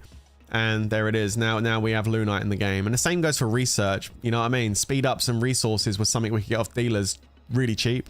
So after a while, they started introducing tomes into the research, which is again an item you have to purchase in the store, which stops you from just being able to go to a dealer and purchase the stuff you need to get the research done. You can do that up to a point, but then everything else, all the new research, like these down here, the counter researches, and all the new stuff down here all came with tomes. This tree here, for example, the Advanced Wonder Battle Tree, will take you 72,000 tomes to complete the entire tree. I'll say that again, 72,000 tomes to complete this tree. So yeah, they basically milked the shit out of everybody who does wonders. That's what IGG do. They milk the people that want to play wonders, and they do it all the time. They do it with events. They bring out special events, but part of collaborations that include artifacts, which they know the wonder leads are going to want because they come with HP and attack, and then they charge hundreds, if not thousands of dollars for you to go ahead and get them. It's the wonder lead life. You just get used to IGG basically bending you over constantly. Like I said, there's a huge difference between being a wonder lead in this game and a castle lead. Castle lead won't cost you too much. You can have fun, you can do rallies, you have a good time. You become a wonder lead, it costs you a fortune. You have to even get the stuff leveled up. And then you get rimmed by IGG once a month when they bring out a collab event and screw you over with some really expensive artifact challenge or bloody collab event. So yeah, it's not nice. It's rough. Okay. Yeah, tier 5 takes 20,000 tomes. I mean, look at me. I don't know if they have a tome pack in the store. Do they have a tome pack in the store? I don't know if they have a tome pack in the store. Normally there's a tome pack in the store every day normally. Let's celebrate as tomes. This thing upgrades, but you can see $5 for 75.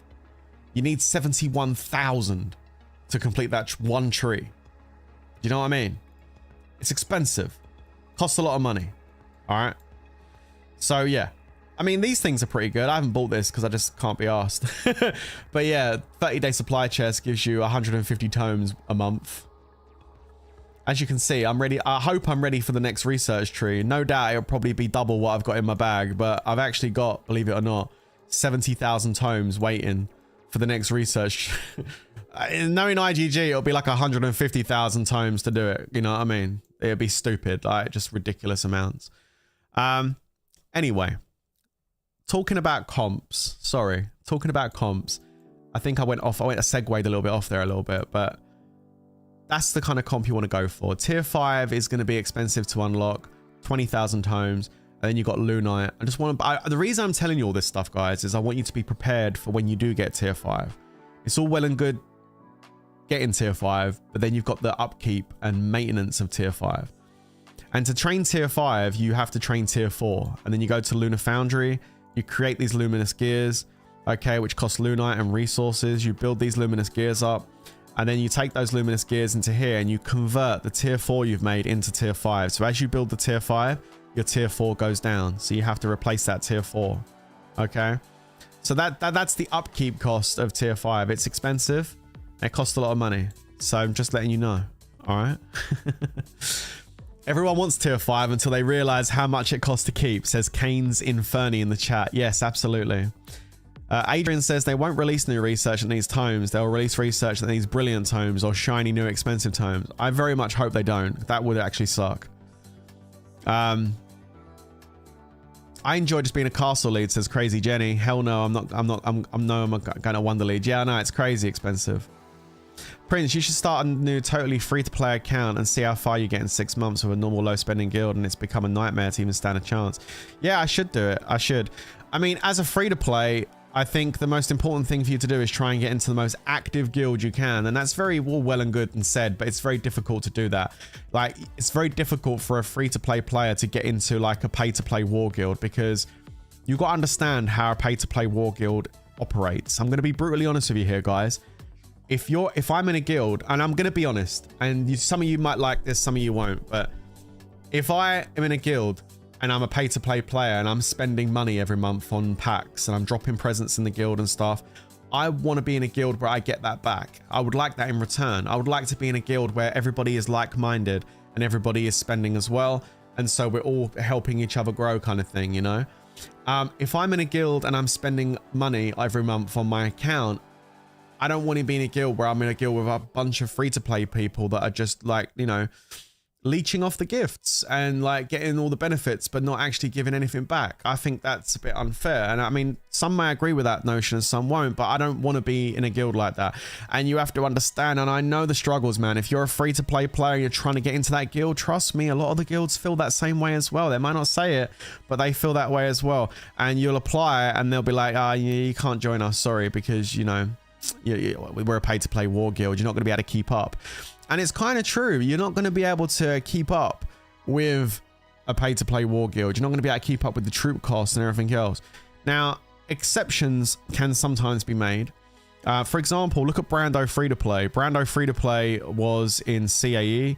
He was a free-to-play player the entire time. Now, he probably got gifted some stuff as well along the way. I mean, why not? I mean, he's with his friends. He's an R4 there. He put a lot of time and effort in. I wouldn't be surprised if people, the pay-to-play players in that guild, did gift him stuff to help him out. There's nothing wrong with that. That doesn't mean he's spending money.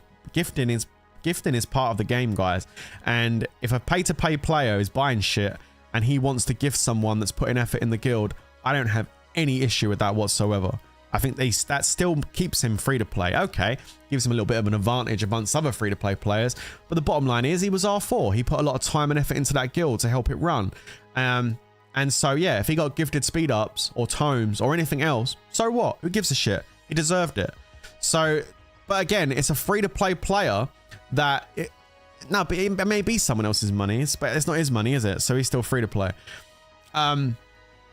He was in that guild putting a lot of time and effort in to manage that guild. So I think if it, so what if he got some gifts? Who cares? I'm not saying he did, but if he did, who cares? But like I said, so it can be done. It's just that you need to show some kind of value to a guild for them to take you in as free to play. You need to like set your account up so that you're harvesting resources, for example. At the start of the game, build all ore farms like this. I really need to change this over and change it to food.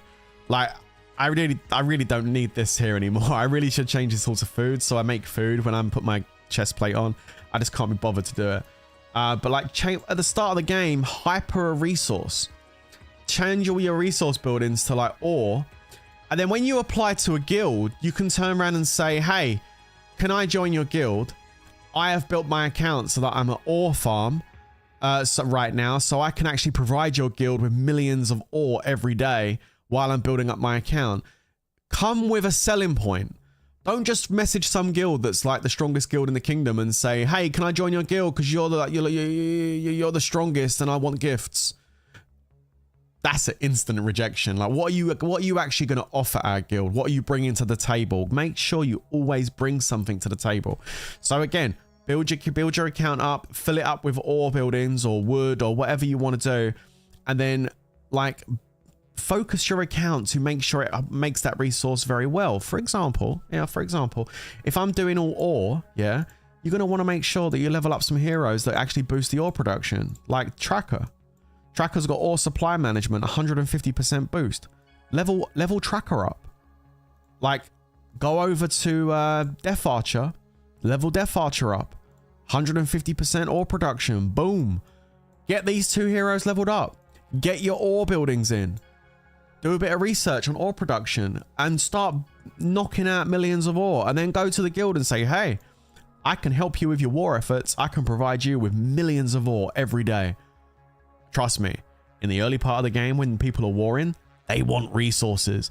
So that's a really nice thing to go to a guild with. And then while you're providing that ore every day to that guild and making them happy, you're also receiving gifts and you're also being able to level up stuff. Yeah, I think it's a really, no boss, no advertisements, please. I think that would be really, really good. In TWK, we have people that are very low spend. For example, I think maybe even free to play now, to be honest with you. Baby Dobby. Baby Dobby's free to play. Baby Dobby's free to play. And he's been in TWK for years. He's only got 49 million kills. That's because Baby Dobby doesn't join the rallies. He can't, because he doesn't have the troops to constantly join rallies. But Baby Dobby can order pizzas faster than anybody can order pizzas in Lords Mobile.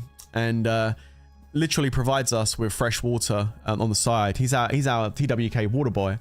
But no, on a serious note, like, Dobby's a really cool guy, and I brought him in because he was a member on the channel and stuff and everything, and he really wanted to join. And I was like, all right, come on, bro, come and join TWK. And he joined TWK with like green and purple gear, and now his gear's all gold and mythic. Like, his gear looks insane, and he just worked on it slowly over the last 3 years. So like, Dobby is a straight up R3 member of our guild, and it doesn't matter that he doesn't join all the rallies. He's a really cool guy, and the guild is a better place for having him in it. So it's not always about it, but I have to limit how many free-to-play players I can have in my guild. I can't have like 30 free-to-play players, otherwise we'd never fill rallies. So we have the exception. The exception can be made, but it's very rare when that does happen. You just need to try and get in the most active guild as you possibly can. Okay. Yeah, Dobby lucked out. Okay, so now we've talked about comps and we talked about tier 5 and the costs involved in the research of opening that up, which hopefully, is a bit of an eye-opener as to kind of the research and stuff. And just one we'll come back to research in a minute. I want to talk about attack comps just very quickly. I'm not going to be talking about wonder comps today, guys. It's just going to really be spears. But I mean, just talking about attack comps. Okay, so again, I'm just going to show you very quickly. So again, this is the part of the stream where I'm going to be just going over some of the spear attack comps. So you can make note of this if you are trying to be a spear lead, if you're trying to rally castles, this might be some good information for you, okay? Again, a lot of you are going to know this stuff, but hey, if one or two you pick something up good here, then that's great. So when you start doing spear leading, and this is not going to be for the free-to-play players, you're not doing any rallying. You relax now. Free-to-play, sit down, take a chill pill for a sec. This is just for the people that are going to do some rallying, all right? So if you're going to be doing some rallying, you're going to rally some castles, you want to do some spear rallies, okay? We're going to start off with the infantry. So again, now, before I even click anything here, the basics of the basis of an infantry attack or any kind of rally is the squads, okay? Now, if you're going to send an infantry blast at someone, you're always going to send it in an infantry phalanx. You're going to put the infantry at the front. Infantry go very slow. You put them at the back, it's going to take forever for them to get to the fight. You need to get them straight into the fight. So infantry go at the front in an infantry phalanx formation, okay? And if you notice, there are 4 shields here. That means there is 4 squads inside that infantry blast, okay? 4 squads, and each squad can have 1 hero boosting that squad. Okay, 4. Now with that in mind, let's come out of here and go to the battalion. And let's take a look at this. Now, we're going to select our heroes first of all, and we're going to start off with our leader. Don't do a bear. Don't send a leaderless rally or a solo blast if you're attacking someone with a solo. It's got to be, you know, your leader. So leader is the one that has the crown on it. Make sure your leader is on there. Now, the leader doesn't necessarily need to be an infantry hero. It can be an army hero, and that way the army stats that this hero has, remember what I talked about earlier, the army attack, that army HP, that army defense is also going to boost my infantry. So all these passive stats here are going to go onto my infantry and make it stronger. And again, it doesn't need to be an infantry hero. It could be a cavalry hero. If you haven't got an army hero, you could use Rose Knight.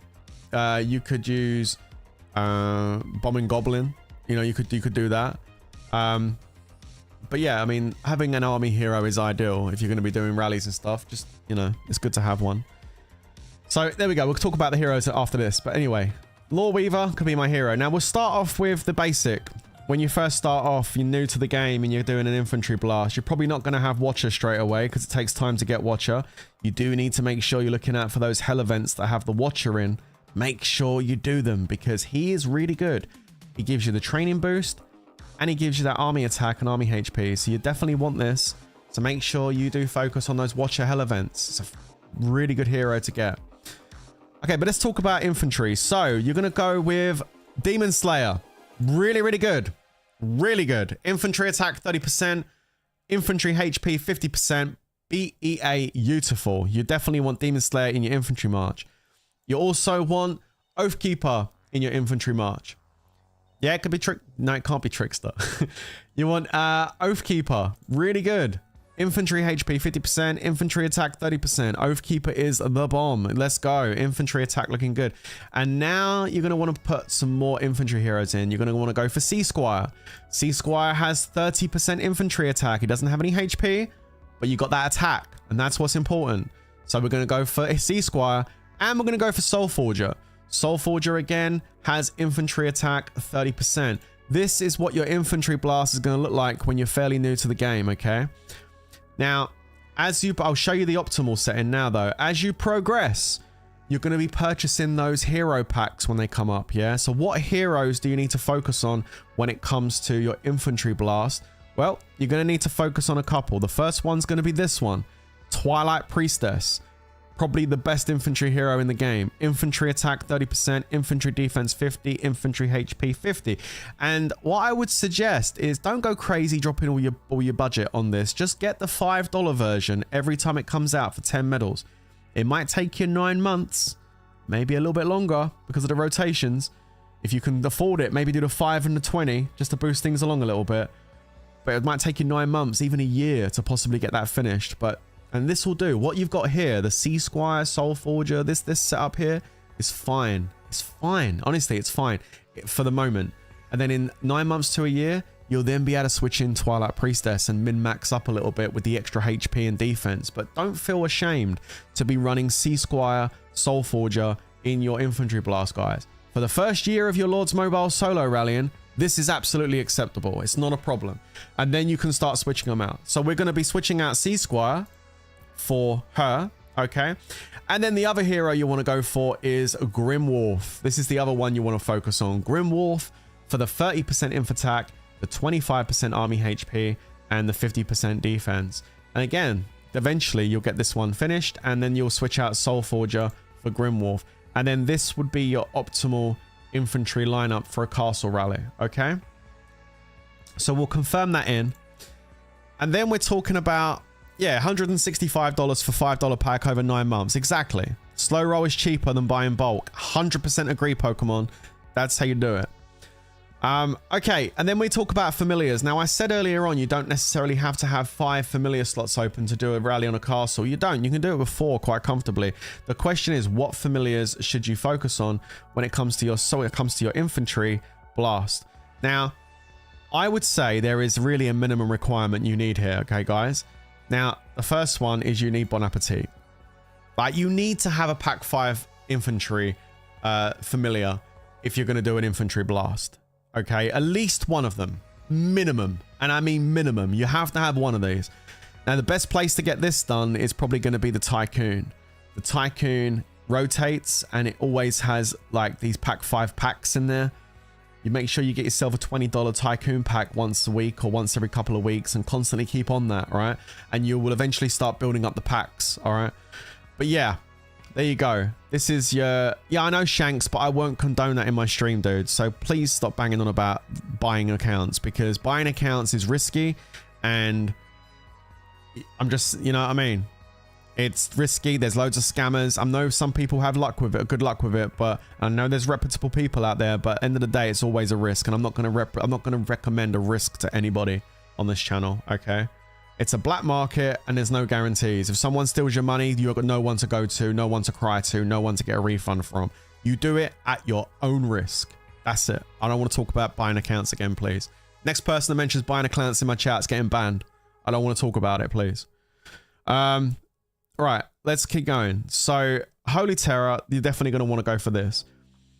Okay, so the next one you're going to want to go for is the shield. You want to go for the Gilded Guard. This shield is really important. I didn't know how important this was when I first started seeing these familiars come out, but that shield familiar is really important when it comes to an infantry blast. So you're definitely going to want to go for the shielded infantry Gilded Guard. The next one you want to go for is the Stacker. This is huge, absolutely huge for any blast. You got the Fierce Spike for the infantry, Long Shot for the range, and Booby Prize for the cav. This is massive. Increase infantry attack by 100% when 10% of your infantry troops are fallen. So by the time 30% of your march is dead, you've gained a 300% attack boost, and this thing stacks up to like 800%. It's insane. Like, you have to have this in your infantry blast. It's essential. It's an essential familiar for an infantry blast, okay? And then, I mean, those three there are the main 3. And then the third one I would put in is probably Griffin. I would probably put Griffin in as the 4th one. Griffin is very nice. You lose 10% of your troops and you gain a 200% army attack for 10 seconds. That's massive. That's an instant 200% attack boost for 10 seconds once 10% drops on your rally. So like, that's massive. I would definitely recommend using that. So with these 4 familiars, you can run an infantry blast. I think this would be the absolute minimum I would want of someone. If they've got the gear, right, and it's jeweled correctly, and they've got them familiars, I would feel all right about them running an infantry blast. Now, obviously, if you can, and you're able to push the 5th familiar slot open, then of course, this is where you bring in the next P5, which in this case would be the bunny. So you bring in the bunny, which is really good for an infantry blast. It's going to cause 150% damage every 4 seconds up to 5 times. Like, it's just nuts. So the bunny would be what you bring in next. Okay. If you're only going to go 4 slots, but you're spending quite a bit and you don't want to get that 5th slot, I would say switch the Griffin out for the bunny and try and go 2 pack 5s with the shield and the Stacker. That would probably be optimal for a 4 familiar blast. Okay. And then, but then, like, obviously having the Griffin is nice, having that Griffin in. Okay. Some of the other options you can do as well that I done when I first started leading was I didn't use the shield familiar at first. I actually used Vermophobia. I used Vermophobia and Brutal Bunny like that. That was the 4 I used when I started doing it. Or you can run that 5 like that. Vermophobia is pretty good. It stuns the heroes. Basically causes a massive stun on all the heroes on the opposite side when you're rallying this. It's a really good hero. It's a really good familiar. It has a good effect, but I do think the shield familiar is better. I've done a test on it. I've done a video testing it. The shield familiar is better. You do get a better result using Gilded Guard. So this would be the optimal. That's your optimal lineup for 5 familiars, and then the actual march. The march is really simple. If you haven't got tier 5, you use tier 4. If you've got tier 5, you basically do 220,000. This is how you do it. 220,000 tier 5 infantry. You then put some buffers in, so you don't really need the buffers on an inf blast, but it's okay. 69, 69, and then put like 500 tier 3 siege. Very, very important to add 500 tier 3 siege, because siege saves lives. You might get a walk back, it might just be siege. You don't put the siege, then you're not going to get the walk back, you're just going to get straight up capped. So I would definitely say put a little bit of siege. 500 is all you need, and then the rest of the troops is infantry tier 4. And what that basically is, having the 220 on tier 5 inf and having that amount of the rest on tier 4 inf means I have a 60-40% ratio of tier 5 to tier 4. And the reason why that's important is because if I send this rally at a castle, or this solo march at a castle, and they cap my solo march, or they defeat my rally and capture my leader, okay, that sucks. But what's going to happen is the 220,000, the 60% of the expensive troops, the tier 5, are going to go to my infirms for me to heal, and the 40% is going to die. That 40% here, the 154,000 inf, they're going to go to the grave. Okay, so I would rather lose my tier 4 inf than lose my tier 5 inf, which is going to cost me more to replace. So you always go a 60-40 split when you're doing a solo or a rally. Unless you're heavy spend and you don't care, then you can sometimes increase that a little bit and just put a little bit of buffer in. Or if you're absolutely like a baller, just go full tier 5 and YOLO. It just depends on your budget and how much you really want to spend to replace those troops. That's what it comes down to. Okay, so I'm going to go a bit quicker now I've explained how that works. So basically, we're going to just talk about range very quickly. So again, the basic range blast you're going to do. Again, we're going to put that 1 army hero in, and then you're probably going to start off with something along the lines of this, and this. This is probably going to be your range setup. Snow Queen, very good. Good HP, good attack, very nice, very good range hero. And then the others aren't as great, but they work. So Tracker's got range attack and range defense. Death Archer has range attack and trap attack, so range attack is what you want. And then Bombing Goblin's a range hero. He only has 20% army attack, but it's a range hero with attack, so you'll use it. And these are all free to play heroes, except for Lore Weaver. You'd probably maybe use Rose Knight, or you might use what's it called? Bombing Goblin, or use Watcher if you've got Watcher. Okay. So yeah, that's how you'd have it set up. And then the heroes you're going to focus on, of course, we're going to replace some of these, and there's like 3 you're going to replace. So there's heroes you would purchase the $5 packs on. Why not Black Crow? I like that question. We can answer that question.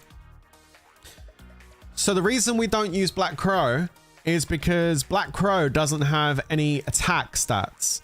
Black Crow, unfortunately, has trap attack, which is useless in the game. It doesn't do anything. It's rubbish.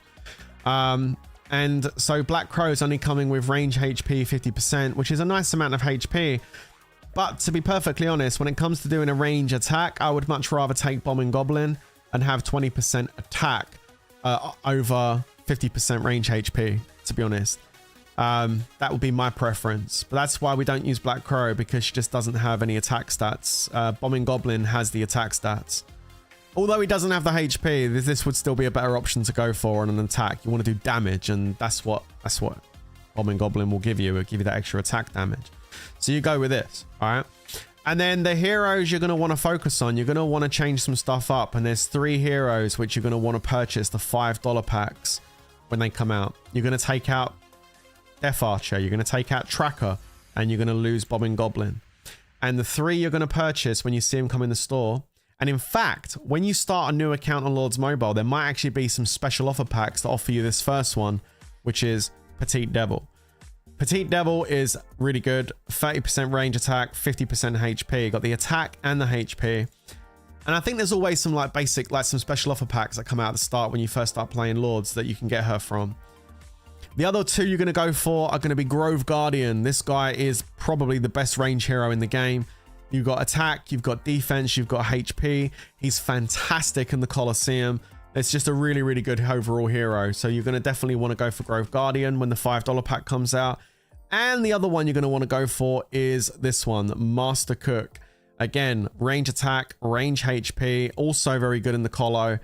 That's another very good hero to go for. And then this will become your optimal range blast, okay? And you set it up similar to the infantry blast in the sense that you'll have the Blackwing as your main pack 5 familiar that you need to unlock. And then you'll go for the shield familiar, which is the snow shield, the long shot, which is the range stacking familiar, and Tailwind. That's the 4 familiar lineup. And of course, the 5 familiar lineup is adding the Bumblebee, which is where you're going to get your last pack 5. And that's going to be your optimal range setup. And again, you do it the same way with the troops. 220,000 range tier 5 or tier 4 if you've only got tier 4. And then most importantly, make sure you put your buffers in, okay? Make sure you put your buffers in on that range blast. Don't forget them. It's important. You could even put a bit more, like 5k. 5k is fine. Just make sure buffers are in your march and then make sure the rest goes on to the tier 4.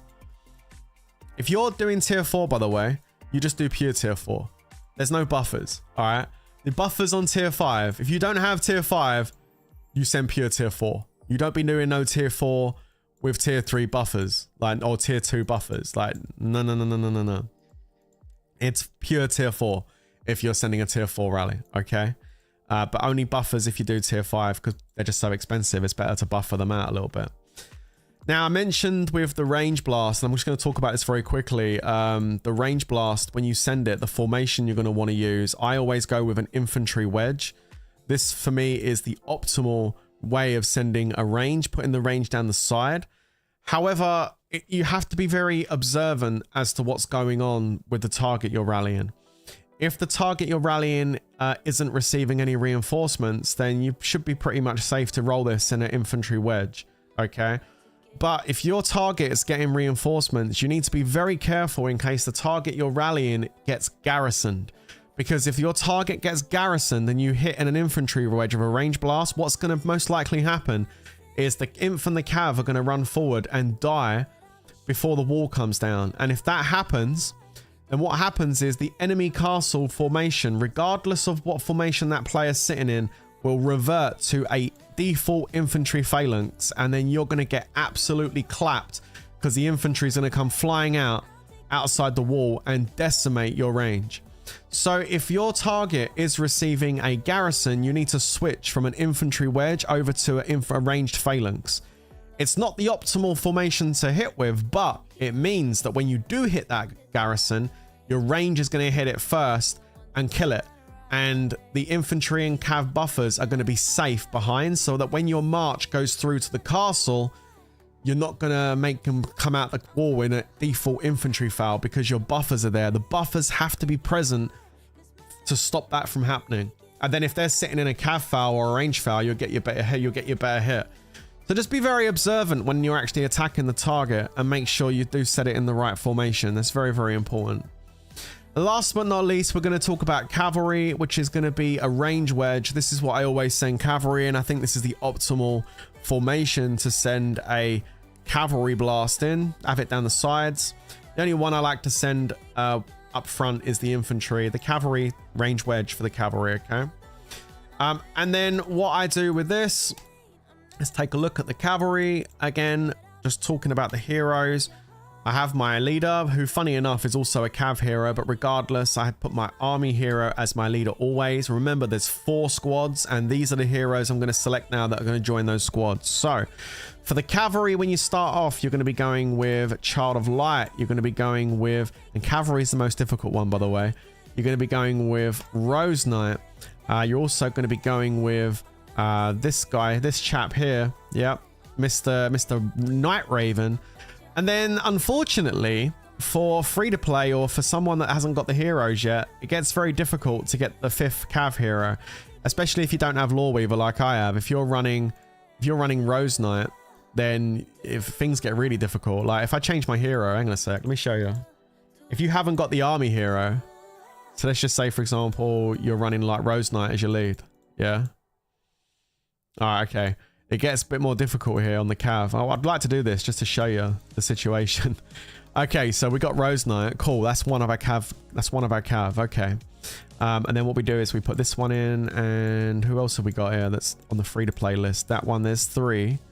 Okay, and then you get to this point, and it's like, who else do we add? Like, all these are pay-to-play heroes. Like, what do we do? So you're kind of stuck here. You have to use Death Knight, right? It's not ideal, but you have to use Death Knight. Now, at this point here, I've got 4 cav heroes. Death Knight, Night Raven, Rose Knight, and Child of Light, okay? So now we need the 5th hero. Well, we'll just use an army hero. So we go down here and try and find an army hero. We can use Watcher. We can use Bombing Goblin.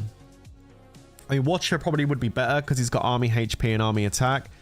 So we'll say Watcher. But if you haven't got Watcher, you can use Bombing Goblin. And that would kind of be your cav blast. It's very difficult, because especially considering like Death Knight doesn't have any attack, he just has HP and defense, but it's better to have that than not, you know, so you just use that.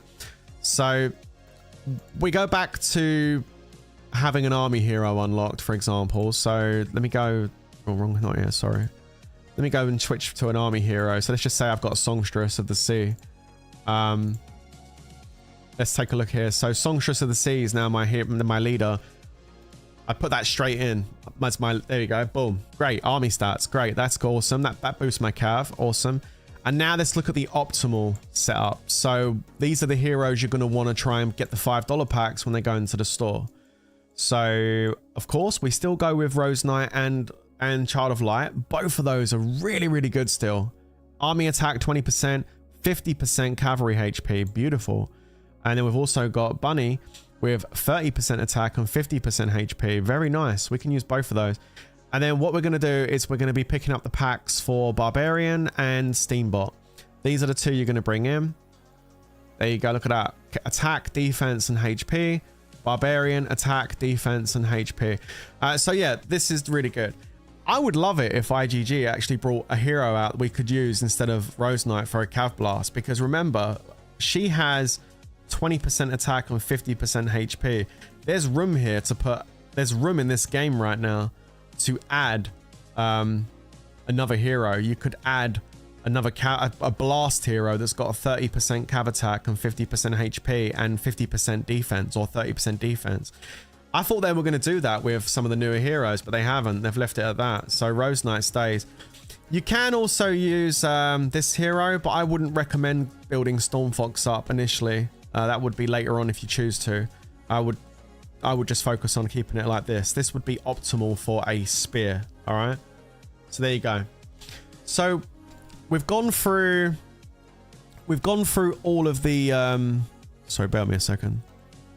My chat froze. We've gone through all of the spears. Okay. If you see Frit Rally, you use Cav Foul, please. So yeah, no, we've gone through all of the spears. So those are all the optimal spear setups. Let me look at the chat and see if you guys got any questions. If you've got any questions about the setups, please do say now, guys.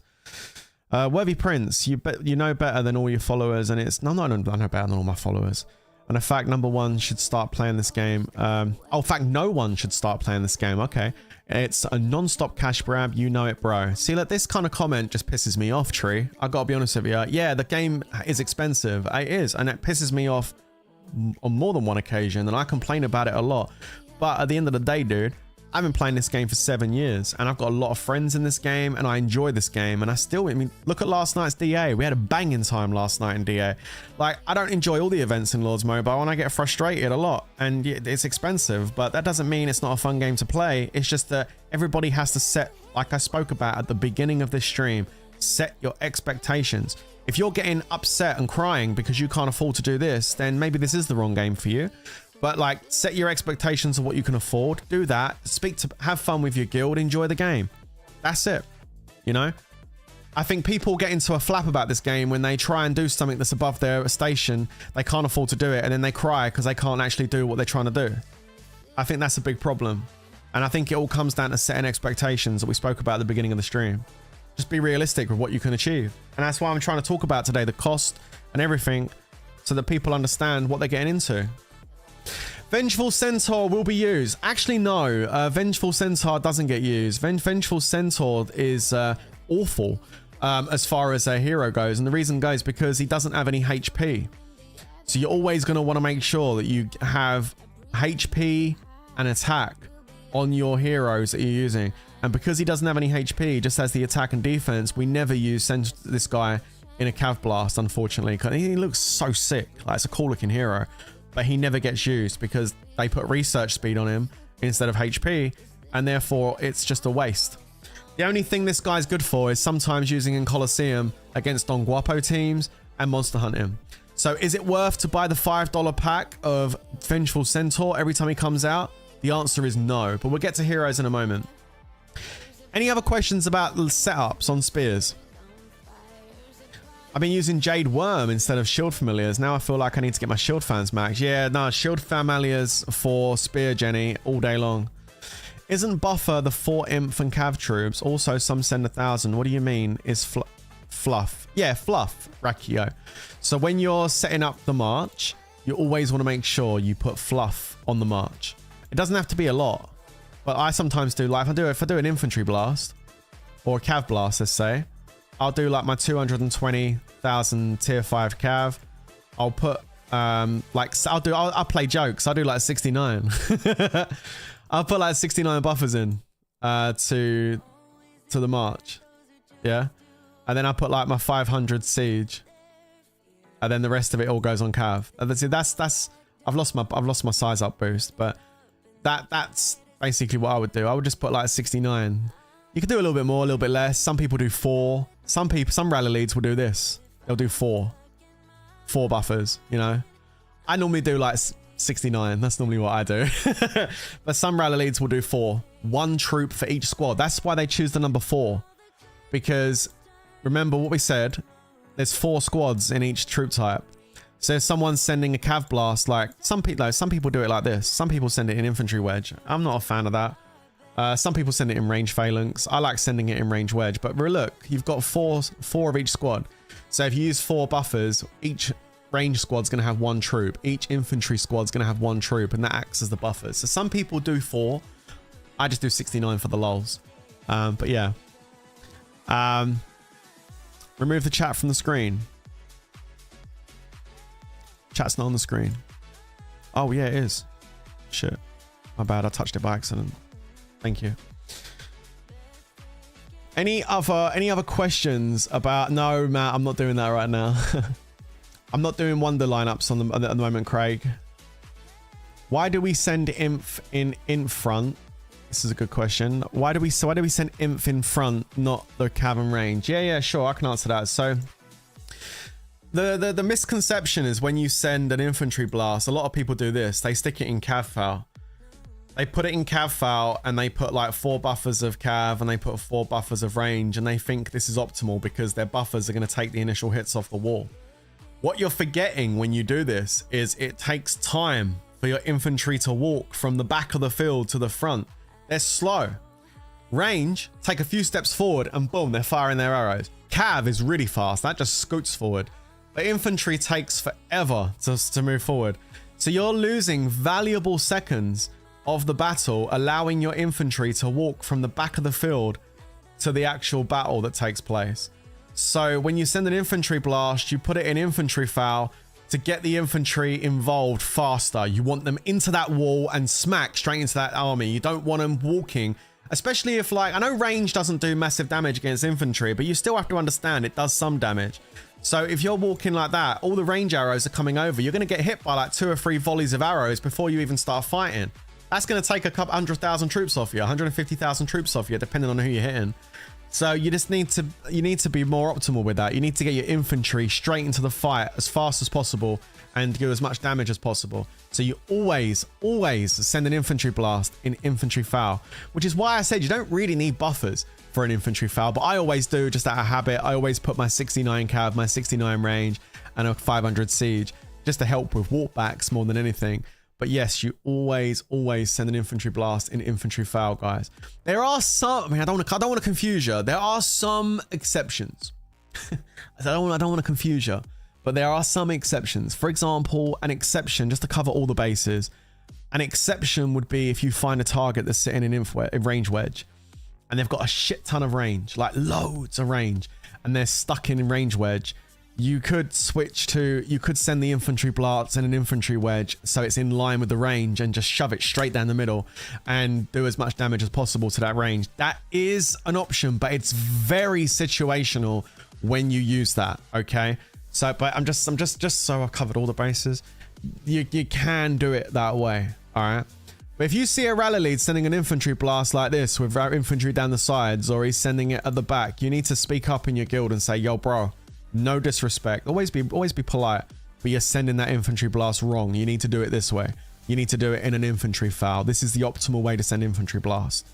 Practice on dark nests. That's what dark nests are for, to learn how to rally. Practice on dark nests, guys. All right. Any other questions on lineups? Thanks for giving us tips and the breakdown on how to play. I rewatched the stream to get more knowledge because I was late. Oh, you're welcome, man. It's absolutely my pleasure. He is worth using, or if not, worried about HP though. I'm not. Are you talking about Centaur? Yeah, no, worried about the HP. Not worried about the HP. You want the attack. 69 is good for Bother. I use that. Yeah, me too for it. Me too. Yeah, and that's another good tip there as well from Wacky Endings, who says if you're new, worry about stats, not cosmetics. 100%. In fact, that advice rings true for even older players of the game. IGG been bringing out a lot of things lately, like these leader skins. You know, they look cool, right? But they expensive. And like events which give you castle skins like this and this that don't do absolutely anything for your account, right? It's just cosmetic. Like, don't be buying those and doing those if you've got other things you can do where you can focus on stats. Do you know what I mean? Like, stats are more important. 100% agree with you there. Okay, so I've talked about, so far during the stream, we've gone through the expectations of setting, like, realistic expectations for what you can achieve in Lords Mobile. We've talked about the costs involved with that as well. We've talked about the free-to-play gear, how you move forward on that. We've also talked about the pay-to-play gear on spears and also wonder leads and how much that is going to cost as far as just the gear is concerned. We didn't even get into astrolite or artifact or castle skins or wonder heroes or any of that stuff. We just talked about the gear cost, which was insane. Just to give you, I want to shock you guys so you realize how much that shit is.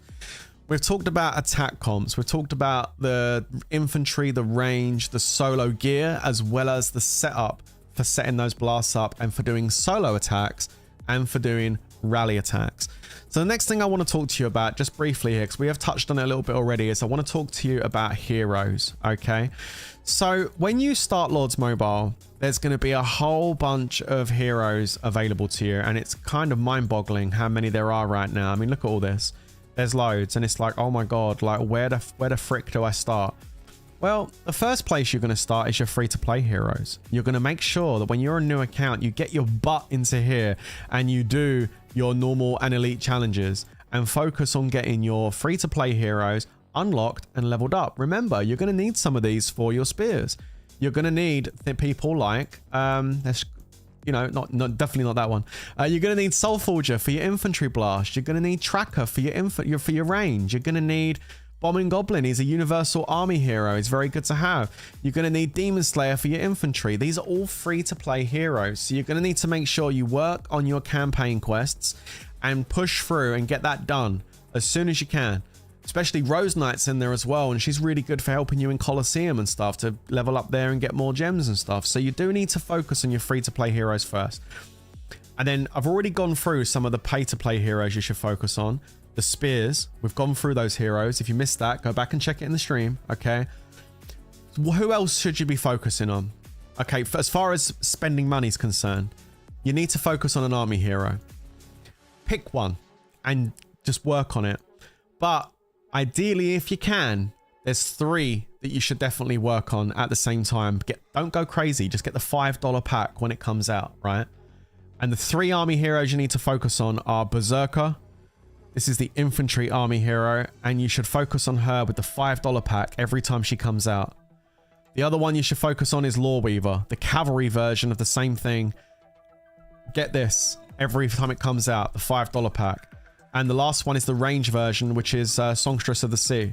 You should focus on Songstress and get her the $5 pack when it comes out. Now, if your budget doesn't stretch to getting like 3 of these, pick one. Pick one of your favorites out of those 3. Out of Songstress, Loreweaver, and Berserker. Pick one and get the $5 pack every time she comes out. If that's your budget, do that. If you've got a slightly bigger budget, then get the $5 version of all 3 of those when it comes out.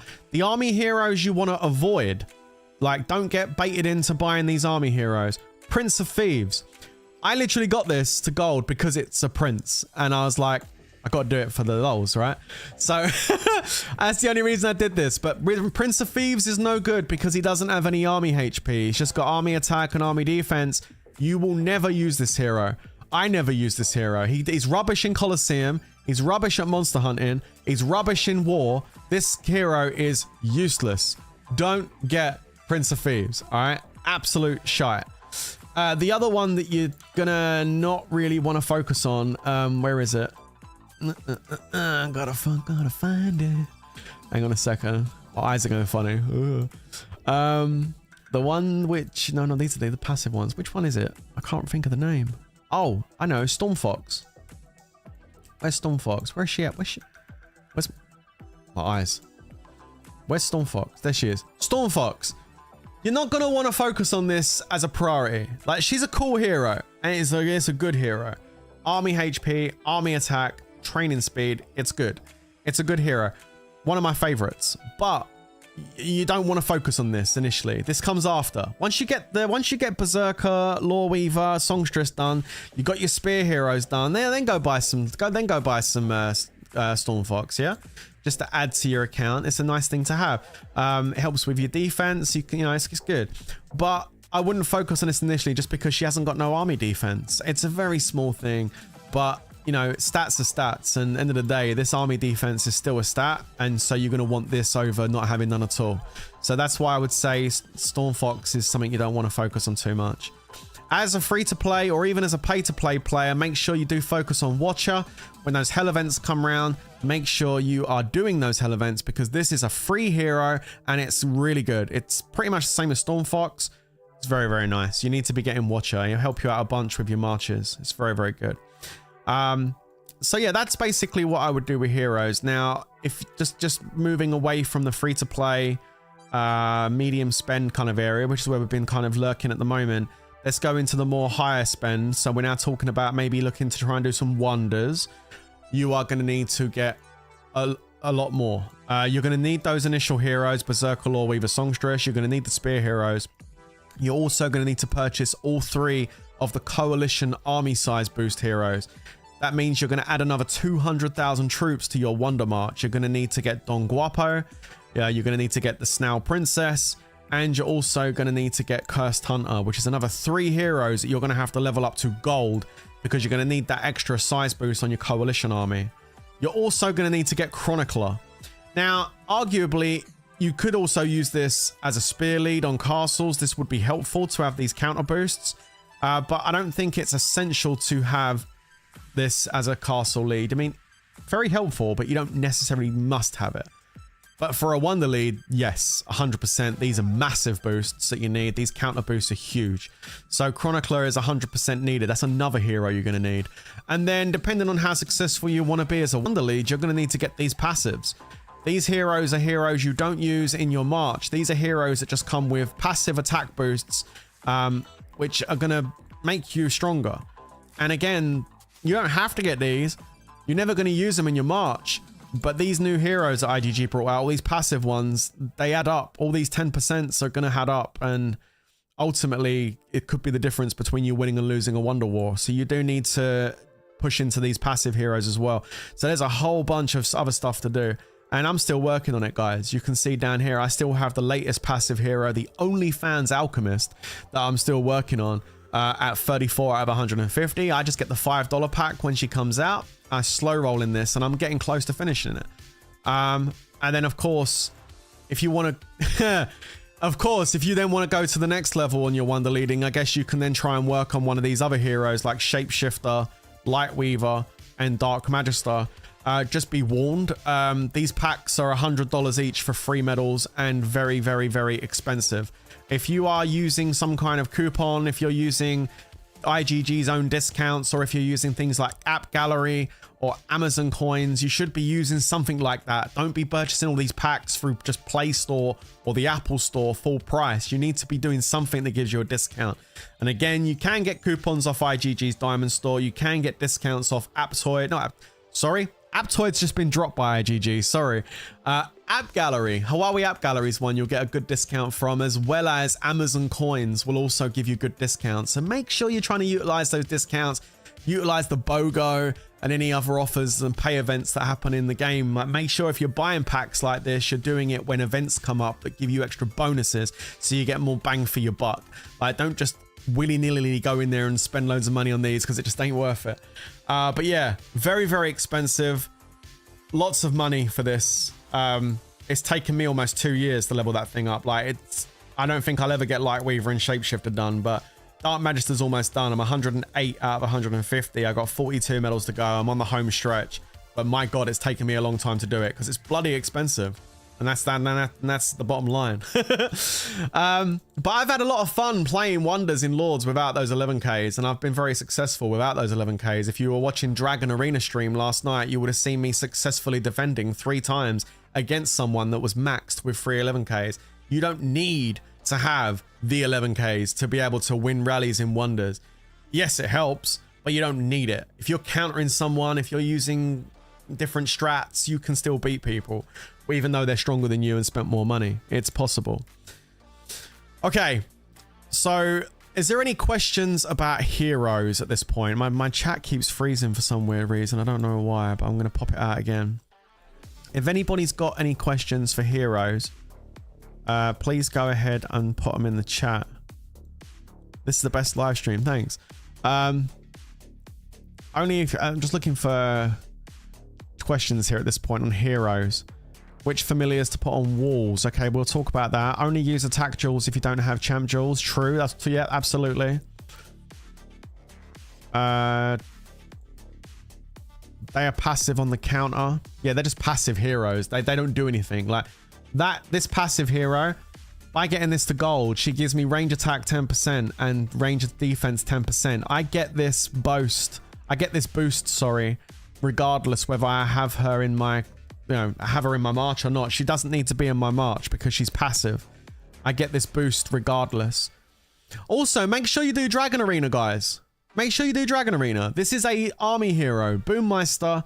You get this as your main reward for doing Dragon Arena. Make sure you focus on this before you start trying to get Dragon Jewels from the Dragon Arena. In fact, Dragon Arena should still be up here. Make sure when you do your Dragon Arena, okay, you go ahead and... mine doesn't show because I've got all the medals, but don't focus on these Dragon Jewels initially. You want to get the Boommeister medals and get that Boommeister to gold. Then you can start focusing on Dragon Jewels. And these Dragon Jewels that are inside here are just literally for blasts. You can add these to your blast gear to give yourself some more attack damage. So like 15% attack on each one. I've actually started utilizing these. I just recently got a Cav one that I put into my Cav blast. You can see here I have this cavalry a gold jewel here. When I do a Cav blast, I'll take that infantry jewel out and I'll put a Gargantua jewel there. So I'll get like the 10% attack from the Gargoyle, 15% from the Dragon Cavalry, and then the 20% cavalry attack as well.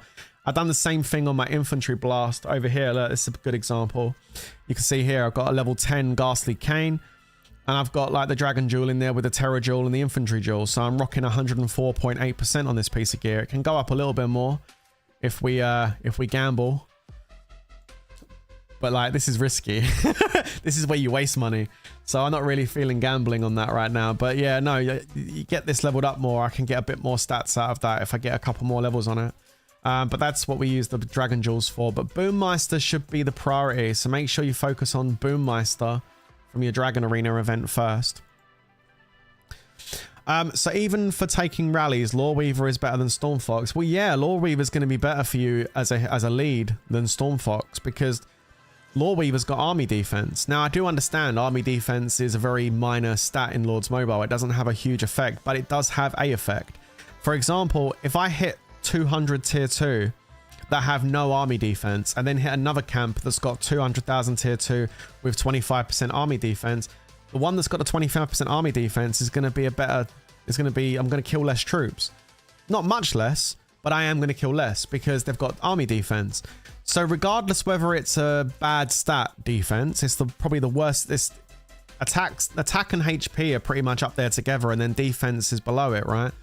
I would say attack is worth a little bit more than HP, but HP is very important in wonders. It makes a massive difference.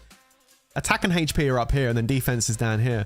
But it still is there. It still is a stat that's going to benefit you, which is why you would always rather go for an army hero that has that defense rather than one that doesn't. That's why I used to use Stormfox as my lead all the time, but I decided just for the benefit of having those extra stats that I would change out for a hero that does have the army defense, which is why I switched out to Loreweaver. Obviously, I hide that because I have the leader skin. Then you use monster jewels to add more attack and HP. Correct. Yeah, you put an attack jewel in, and then you use the monster jewels to add up more attack and more HP. Absolutely. How to minimize pack 5 damage while defending rallies. Yeah, so that's the thing with pack 5s. So the issue with pack 5 familiars is they cause a lot of damage when they hit you. One thing to mention is the fact that it does say, then this is the only real clue you get to kind of like defending against them. It says they deal damage to the largest enemy squads, and that goes for all the pack 5s, to the largest enemy squads. So when it comes to this, comes back to the troop comp question. When it comes to building your troop comp up and you're going to be taking defenses, you have to understand that those familiars that are going to come, and they're going to have them if they're hitting you, are going to hit the largest squad, which is why you see a lot of people that build a decent sized comp up put extra troops on their front line. That's why I said maybe go for like 8k cav and 10k range, 10k infantry, because then that way you have extra troops on the front lines, which will be infantry or range, to kind of protect you from that familiar hit. Some people go to the extreme. Some people increase even further. Like some people will do a comp where they have like 10 million tier 2 cav, 10 million tier 2 infantry, and like 25, 30 million tier 2 range. And range would be their front line. If they take one single rally, they can change the formation depending on what's coming. They'll try and counter you. But if they get a rally party come after them where there's multiple rallies with different troop types, they will take it in their range front because that's their party trap front. That's the big 30 million tier 2. That's what's going to soak up all the damage. So it depends on the situation, depends on what the trap will actually switch the formation to. But if they just get a single rally, 9 times out of 10, they will switch to whatever formation counters your rally. Like I said, if it's a party, 6 rallies coming in, or 10 or 15 or 20, they'll switch to the formation that has the biggest front line. And that's why they would not, a party trap would normally build like 30, 40, 50, 60 million tier 2 front line on whatever troop type that's actually going to be doing that. So yeah, that's how that works. That's how they minimize tier 5 impact when they hit. I don't know what's wrong with my YouTube today, but my YouTube keeps the chat keeps freezing for some reason. I have no idea why it's doing it. I have to keep resetting my chat every 2 seconds. Okay, if have Weaver, which one do replace from Rose Knight or Child of Light? You mean Law Weaver? You don't replace either of those, Nisha, because those heroes are going to be in your cavalry. So if you've got Law Weaver, right, you use Law Weaver as your leader, okay? In a Cav Blast, you use Law Weaver as your leader, right? And then you use also Rose Knight and Child of Light. You use both of those in your Cav Blast, okay? And then if you haven't got any of the other spears, if you haven't got Steambot or Barbarian, you'd go for, what's his face, Night Raven, and you'd go for Death Knight. That would be your lineup if you've got Law Weaver. You wouldn't switch. I know chat's on screen again. I know. Sorry, I'm trying to get my. He's messing up. He's freezing, guys. You would use that as your lineup. So make sure you keep Rose Knight and Child of Light in there, okay? Hi Prince, just for personal reasons, as a free-to-play player, I was zeroed a few days ago, and I got to think, is it better to purchase a good account or... Oh my god. Right, okay, you're timed out. I'm sorry that you didn't realize, but I literally did say like 20 minutes ago, the next person that brings up buying accounts, I'm just going to time them out. So, sorry, dude. When will you do a Wonder-related stream? Yeah, that's coming. I'll do that next. That's coming, all right? I just want to talk about the basics for new players today. I haven't done a stream like this for a very long time, so I just want to talk about the basics for new people today. All right, cool. So that basically is all your heroes set up. So the heroes you need to focus on. I've gone through a lot of the heroes you need to focus on if you want to do Wonder leading as well. Obviously, it's a lot more expensive. We know that already, right? The next thing, I guess, is familiars. What should you focus on as familiars? I mean, some of these Pack 1 familiars get overlooked and are actually really, really solid. Like Aquarius is very, very good. Like you should definitely get Aquarius. This is really nice. You should definitely get Evil Weevil. This is very nice as well. 15% boost. Very, very good. As far as like rallying goes, you need to get these stackers. We talked about this earlier. The stackers are very, very, very, very, very, very important. All three of those. You need to work on these stackers. The shield familiars. Very, very important as well. Free to play will struggle with these because they require the yellow orbs, but the people that are doing the spear rallies should be working on those. Saberfang, Snow Beast, and Hoarder. Mega Maggot is optional. Griffin you should work on, and then of course you should try and work on some of the pack 5s. If from the Tycoon is a good place to do it rather than the packs. As far as these two familiars go, you don't need to worry about these if you're doing spear rallies. This is for Wonder leads. Jade Worm is very good for Wonders. It's going to mitigate the damage that you take on your Wonder rally. I would highly recommend pushing Jade Worm. Helldride is also very helpful. It helps very well to defend against those 208s and 055s. Because Hellish Curse is going to freeze an enemy squad for 11 seconds. And if you imagine someone sending a very heavy infantry cav march at you, or a blast, or 055, which is really heavy infantry, cavalry range, by freezing one of those huge squads up for 11 seconds, it helps you a lot. So this can be, we'll talk about Wonders another time as far as comps, but this is a very good one for Wonders as well. And for spear rallies, and even actually spear rallies might want to get this just for the skills. There is counter boosts in here, so I mean, look, it depends how much you want to spend. If you're got a bit more budget and you've got spare budget to touch into this as well, this is helpful for spear rallies on castles because it means you're going to do more damage on the counter. But for Wonders, essential. You have to get these leveled up to level 10 as a Wonder to get these extra boosts. It's so important. So that's basically a very quick run through on familiars. Okay, I just want to touch it very briefly, but a lot of these are very, very important. But as a free to play, because that's the majority of the game base, Aquarius, Evil Weevil, and you want to maybe focus on like Terror Spike or something. Like this, not Terror Spike. What the fuck? Yeah, Terror Spike. Yeah. Massive reduction on infantry HP. You can put that on your war. It's really, really good. Magma Lord reduces enemies range HP by 40%. That's another really good one as well. These pack 1s are really good to put on your wall. So yeah, as free to play, I would focus on those.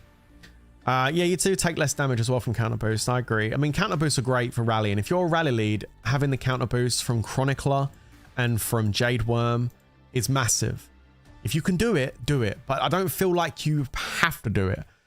I would say the minimum, and I mean the absolute minimum for a rally lead to rally a castle.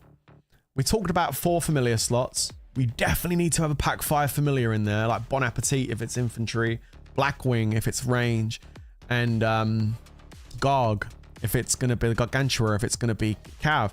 You need those pack 5s, right? And the shield familiars. Oh my god, they're so important. As far as minimum though, as far as counter boosts go, I would say this is the minimum. This research needs to be done.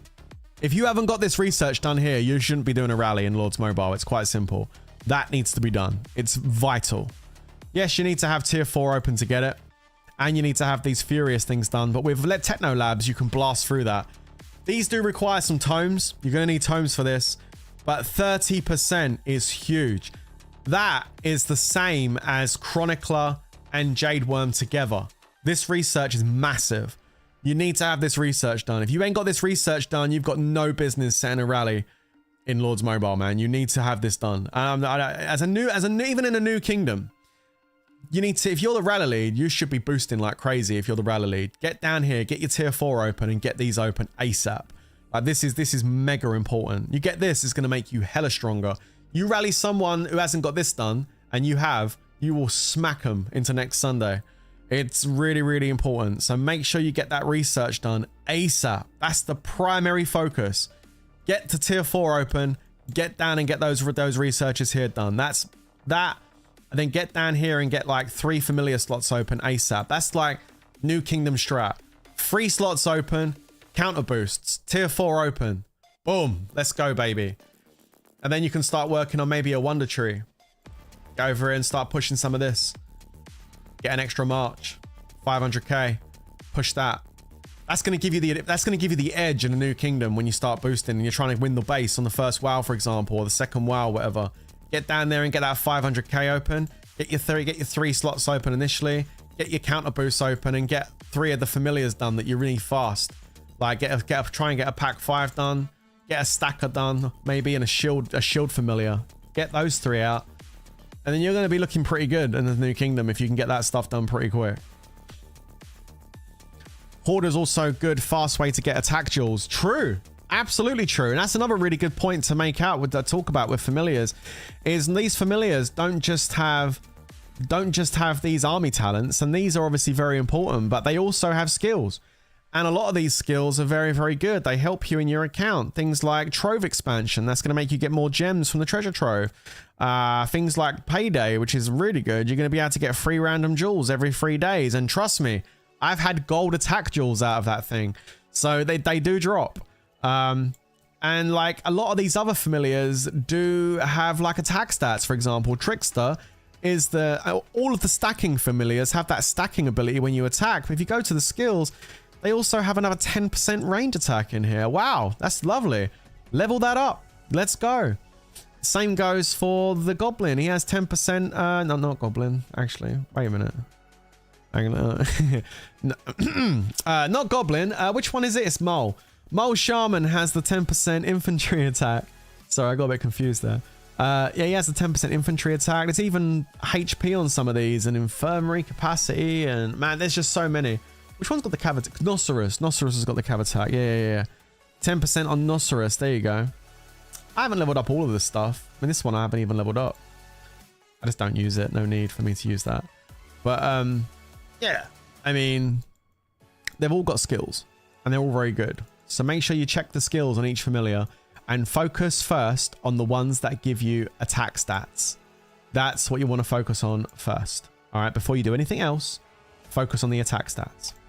Like Frostwing, for example, has got army attack. Look at that. Some defense there. Helldrider's got leader escape. Oh, the convocation. HP, nice. Convocation's nice. You get free tier 4s. It's pretty good. 15,000 free tier 4 every 3 days. That's kind of nice. Bon Appetit has got army attack, coalition army attack, and infantry attack. There's so much attack stats in these familiars. So very important to focus on those, okay? Also do Bunny level 50 for HP. Yeah, Bunny as well. Bunny's got HP. There you go.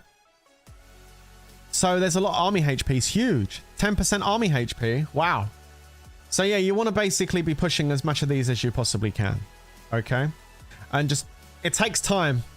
I'm telling you guys, you're not going to level up all these skills in a week.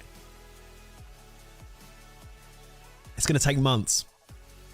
Over a year even. To level up all these familiar skills. It takes a lot of time. You have to merge a lot of packs. A lot of packs. To get the tokens to try and level up the skills. It's very costly. And it's even more difficult now because back when familiars first came out for me and a lot of other veteran players, IGG used to have the anime event, which was the little blue squiddy thing. I don't know if you guys know what I'm talking about. Some of you new people might not know. Give me a sec, hold on. I'll show you. There was, I think I've got a picture I can show you. Give me 2 seconds. It's a seahorse. It looks like, no, not a squid. It's a seahorse. I think I've got a picture. I don't know. Let me go see if I can find one. I haven't had to use it for a while because they haven't brought it out for ages. Do I have a picture? I do have a picture. There you go. Give me 2 secs. Just gonna download it quickly. Hang on. There we go. Alright, yeah, look.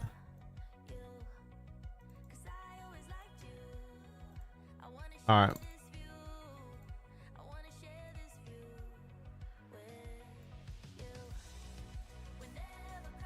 Bear with me, I'm just getting it. I would love it if IGG brought this event back because it was actually really helpful, and the fact that it's been gone for such a long time is kind of annoying. Like, you can't trade anima. Anima's one of those resources you can't trade. So it's really annoying that IGG have decided to not bring this event out for a very long time. But this is going to affect new players because new players aren't going to be able to harvest as much anima as before. But that's the monster that I'm talking about. Some of you guys might remember that monster, but that's called the anime. That is the like blue seahorse anima monster that they brought out, and it was an event. I can't remember what the event was called, but it came around fairly frequently, like once every couple of weeks or so. They'd bring out this event where all these little blue seahorses would go across the map. You never seen that one? Yeah, a lot of you new guys wouldn't have seen it. What is this? Look. People asking, what is this? Yeah, code 666 was the RSS one, but IGG stopped that because people were using bots to farm billions of resources from that event and then sell it.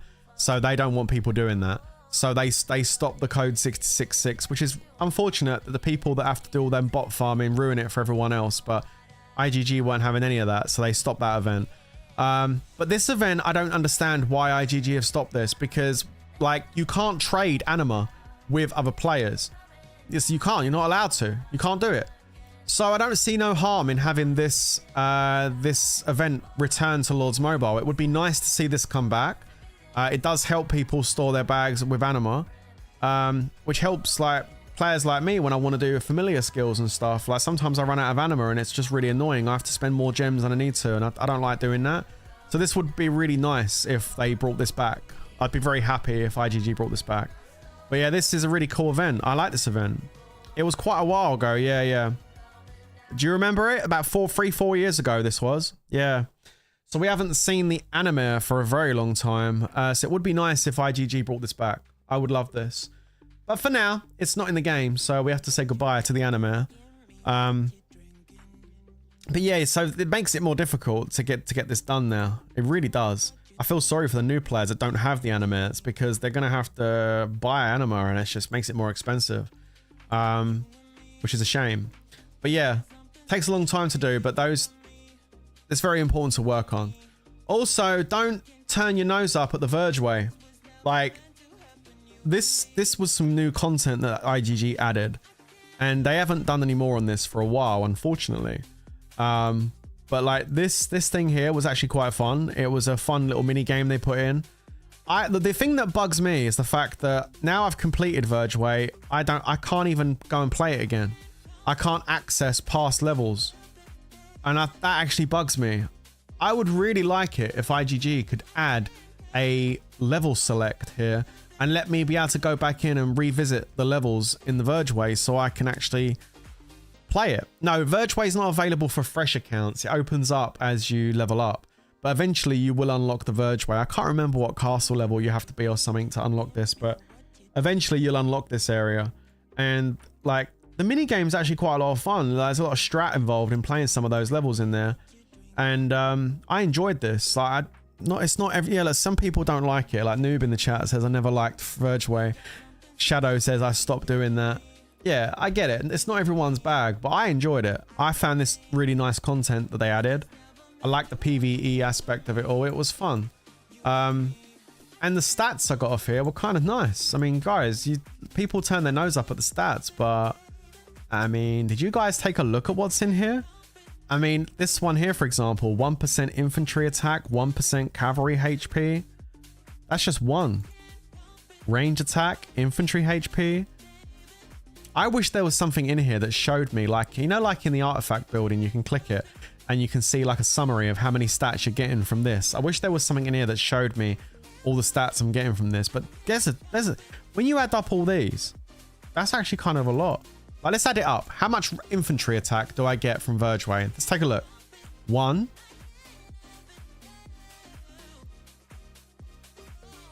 2. 3. 4. 5. 6. 7.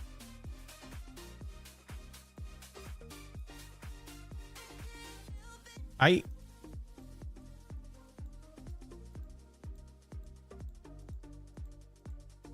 9. 10. 11. 11. I got 11%. So let's just say, for example, it's 11% across the board. 11% infantry attack, 11% range attack, 11% cav attack. That's like having another army hero inside your base. And this doesn't cost anything to play. This event's free. So like it's like another 33. That's like another 33% worth of attack stats. We didn't even talk about HP. How much HP is in here? Let's look at cav HP. 1. I gotta be careful here because they're in different places. 2. 3. 4.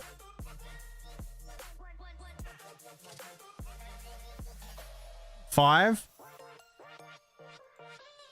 6. 7. 8. 9. 10. Already at 10% HP. 11.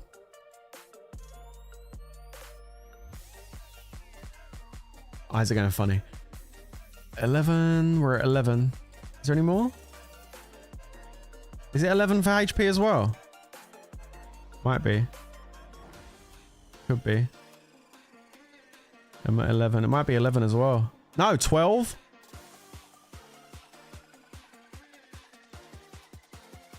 12, 12, 12. 13. Yeah, 13. 14. Bloody hell. 15. 16.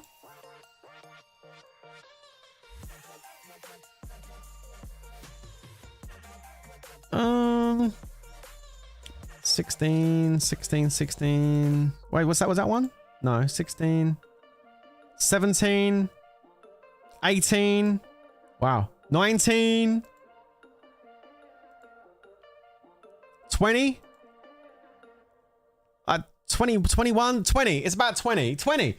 So 20%, he's not going to see us. You said 22. I think it's 20. Maybe I'm wrong, but 20. I think it's about 20. 20% HP. So like we're talking like 11% attack per troop type. Like 20% HP per troop type. I mean, damn. That's actually quite a lot of stats. You see how that's actually going to make a difference. And 22 defense and HP. Yeah, it's a lot. So like, don't turn your nose up at this. You may not like it. You may find it a bit tedious, but it's worth persisting with it and getting it done. Because if you max it out like this, which you can do completely free. Yeah, you can speed it up by buying these things. But as long as you open the chest up every day and focus on it, you'll get it done. Yeah, it's like a good amount of stats. Okay. So I just want to jump over to research and touch on it very quickly. As a new player to Lords Mobile, there's a couple of things, basics I need to tell you. First of all, don't do defense. Like, just don't. It's not worth it. The wall is absolutely useless in Lords Mobile, and just don't bother doing it. It's a waste of might. You'll do it and you'll regret it later, trust me. I ended up doing it just because I just wanted all the yellow stars on my research. And I was doing Chaos Dragon events, so I needed some research to do to try and get the Chaos Dragon events done, so I did it. But guys, don't waste your might doing this. It's a waste of might, all right? So leave the defense tree alone. Stop it. Don't touch it. Do the monster hunt tree, like take it up to like at the start of the game. You want to get it up to like level 3, and so you can hit level 3s. That's what you're going to want to do at the start with 2s and 3s. And then eventually you'll take it up and max this tree out. You'll max this tree out. Level 5s are really good for getting some insane drops. You've seen me do it before. I drop gold drops off those. So yeah, you're going to want to go for level 5s. Plus you can kill level 5s in quests during Guild Fest and stuff. So eventually you'll max out this tree. But of course, at the start of Lords Mobile, you're going to want to focus, because you're a noob. Because at the start of Lords Mobile, you're going to want to focus on economy. Apart from gem harvesting, that's just a waste. Just get the rest of this done, and obviously, like I said earlier, focus on getting your tier 4 done, your army offenses and stuff, and get down here and get those counter boosts done. That's your priority. And then after that, you're going to come over here, you'll go down to upgrade military, and this is a good one too, because you've got your subsidies, which is going to make it cheaper for you to make your tier 2s by a lot. 40% cheaper on the resources, which is really nice. And if you get down here and do the tier 4 subsidies, it's going to reduce the tier 4 cost by 30%, which is huge. Save yourself a bunch of resources. So get your subsidies done as well. Bigger army is also helpful too. And plus you get the central command, which is going to give you more battalions. So yeah, don't use your techno labs on this though. Just slow roll this stuff. You don't need to stress out about pushing that really fast. Your techno labs are going to be used on this tree. When you get down to like, you can get to tier 3 without techno labs, but when you get down to the army stuff, bash out those techno labs and get your army stuff done. Your tier 4 open, these furious ones, and then get those counter boosts done. Use your techno labs at the bottom half of the military tree. Get the tier 4 open. Army leadership starts off with some stuff that's not that important. There's some training speed, which is nice, but this is where you open up the formations. So you're going to want to come down here and get your formations open. If you're free to play, you're not really going to do any rallies and stuff. You don't really need to go too much further than bigger infirmary, really, initially. Just get the formations open. So if you do get attacked, you can switch formation and defend yourself. But I mean, for free to play, you are going to want to slowly roll these because there's some good admin stuff down here, like tax break. Reducing the supply reduction, giving you bigger bags is kind of nice as well. So you can help out the war players when they're fighting with resources and stuff. I mean, that's helpful. Max deposit is also really good as well because it's going to increase your treasure trove, so you can increase the amount of gems you get per month off that. So that's really important. And then down here, free to play, don't need to stress out about down here at all. You can leave this bit alone. More gatherers is probably very good for free to play.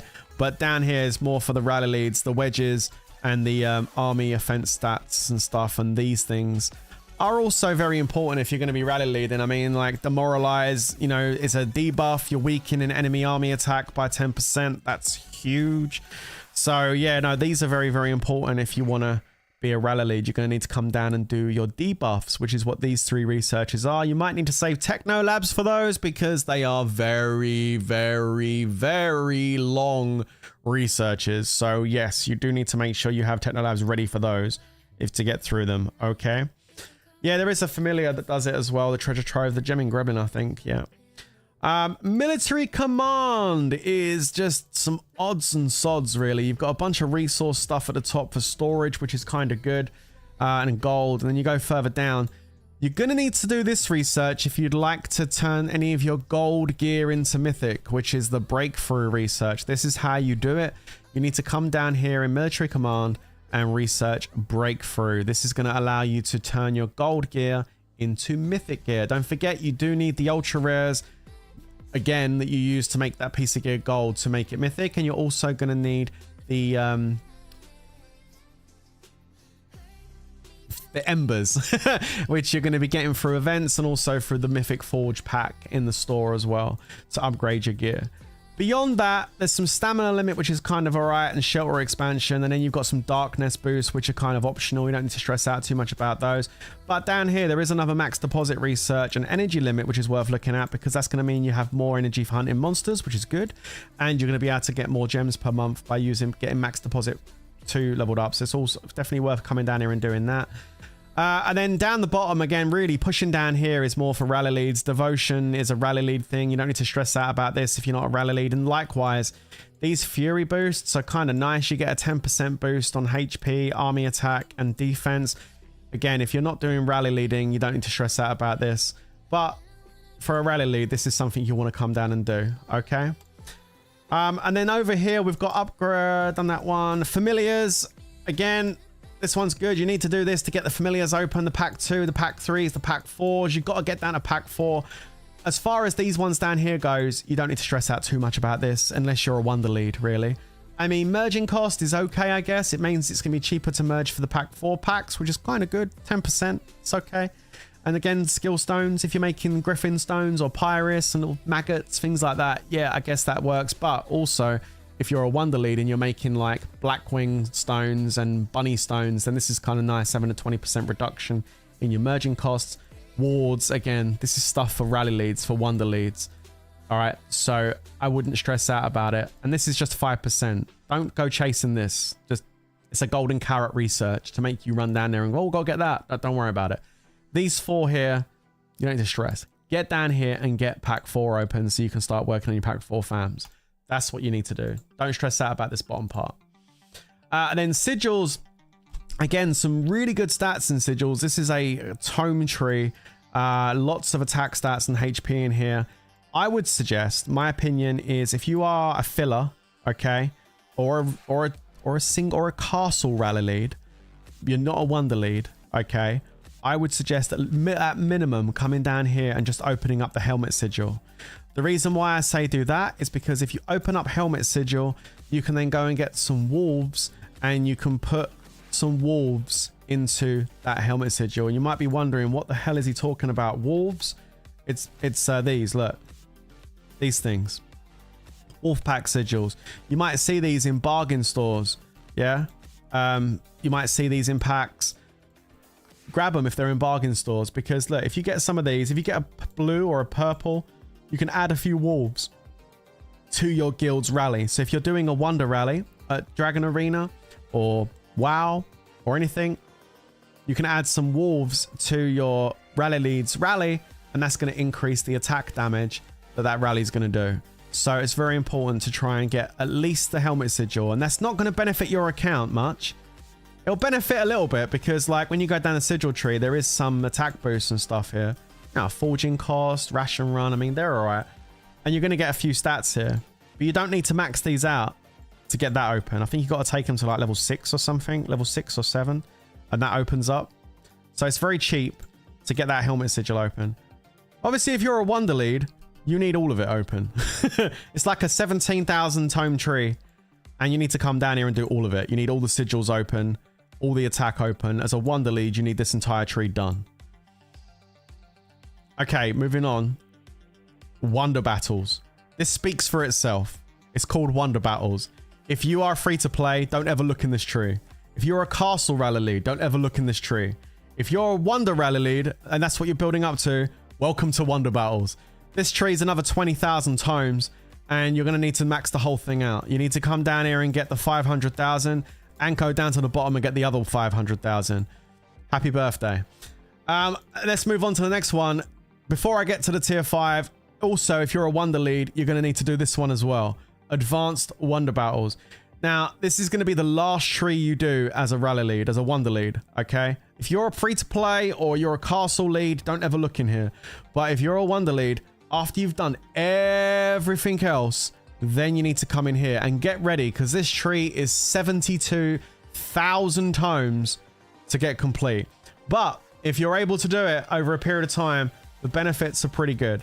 It's going to make your march go faster, give you more attack and HP, and most importantly is what's down here, the curses at the bottom. In fact, you'll get through most of this tree on about 10,000 tomes, until you get down to here, and then the price goes through the roof, because down here you've got the curses, and these are the debuffs. Weakens enemy range max HP by 5%. Huge.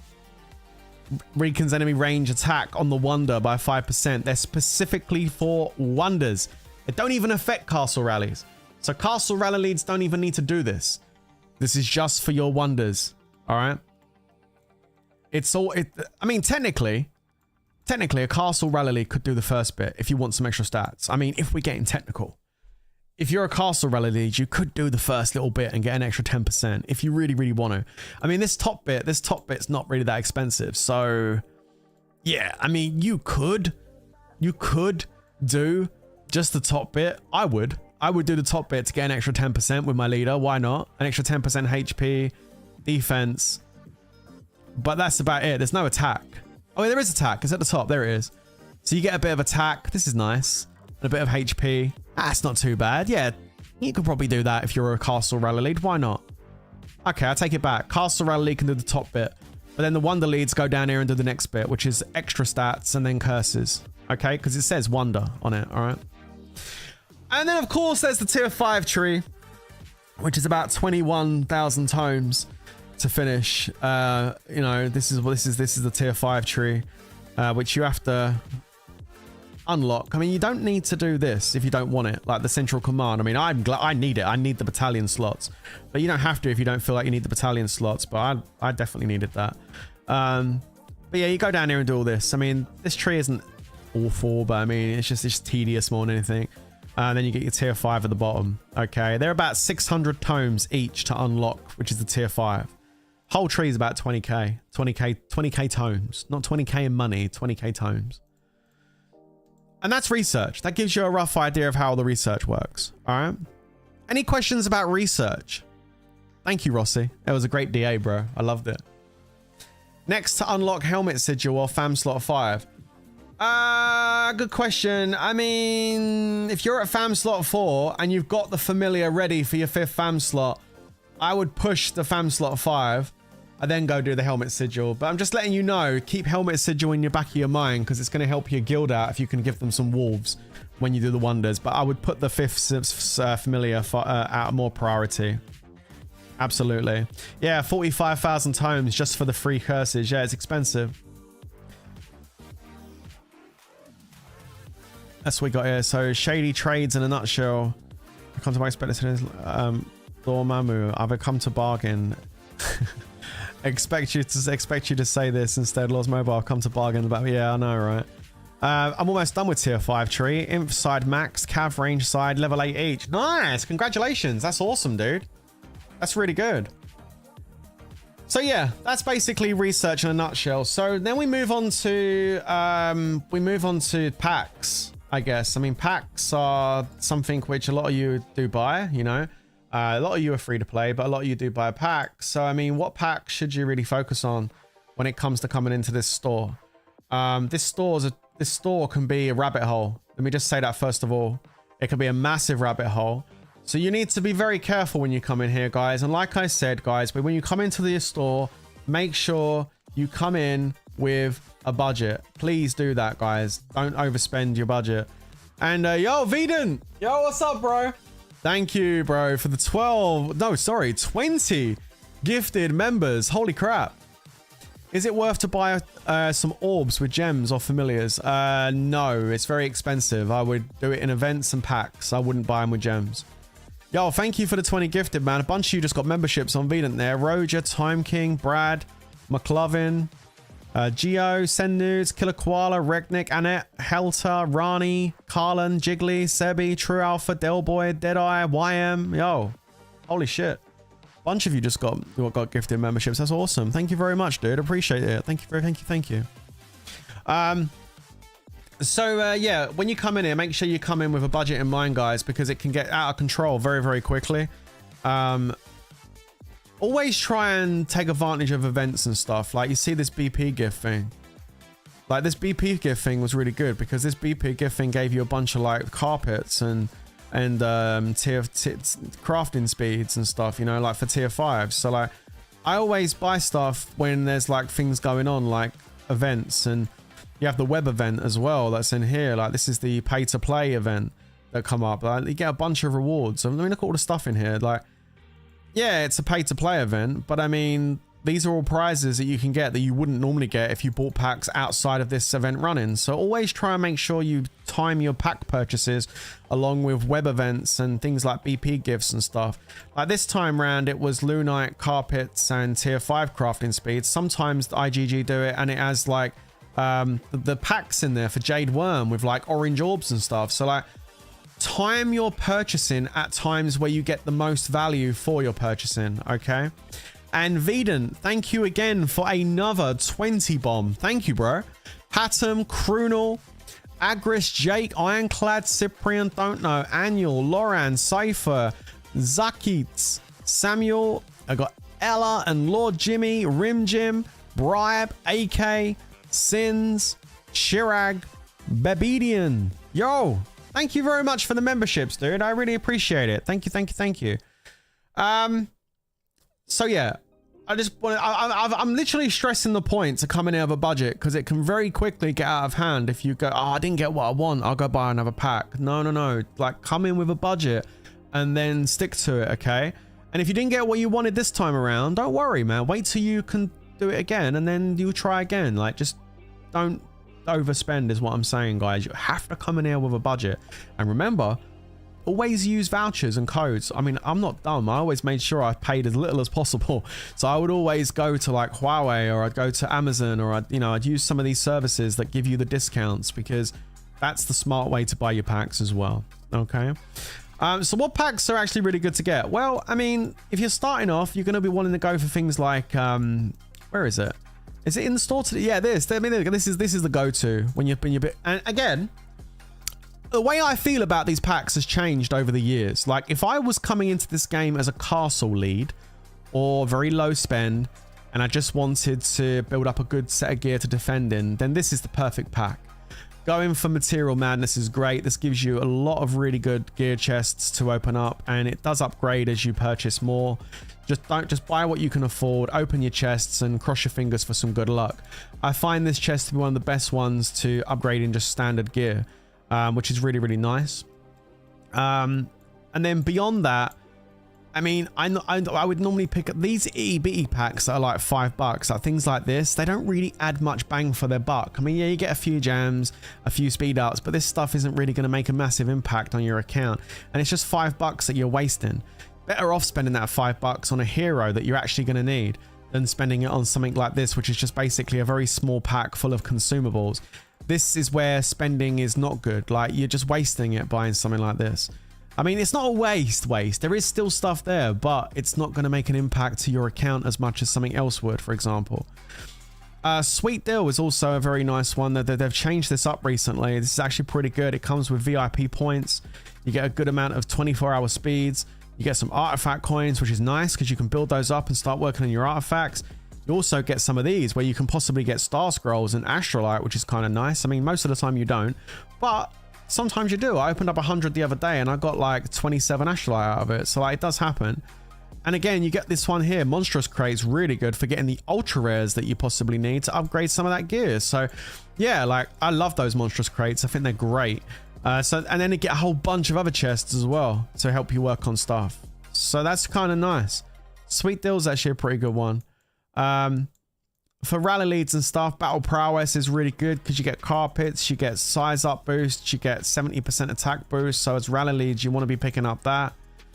These ones are also good as well. Bundle ups, they rotate these with different ones, but you can see here you've got the Halos, the Venoms, and the Bloodsuckers, and you get 64 of each. I mean, that's a purple. You get a purple, a purple of each one for $10. And speed ups and chests and resources. This is kind of nice. So thank you, Epritana. That's really nice. So, and these rotate with different ultra rares in them. So always look for these bundle up packs that give you this guaranteed purple.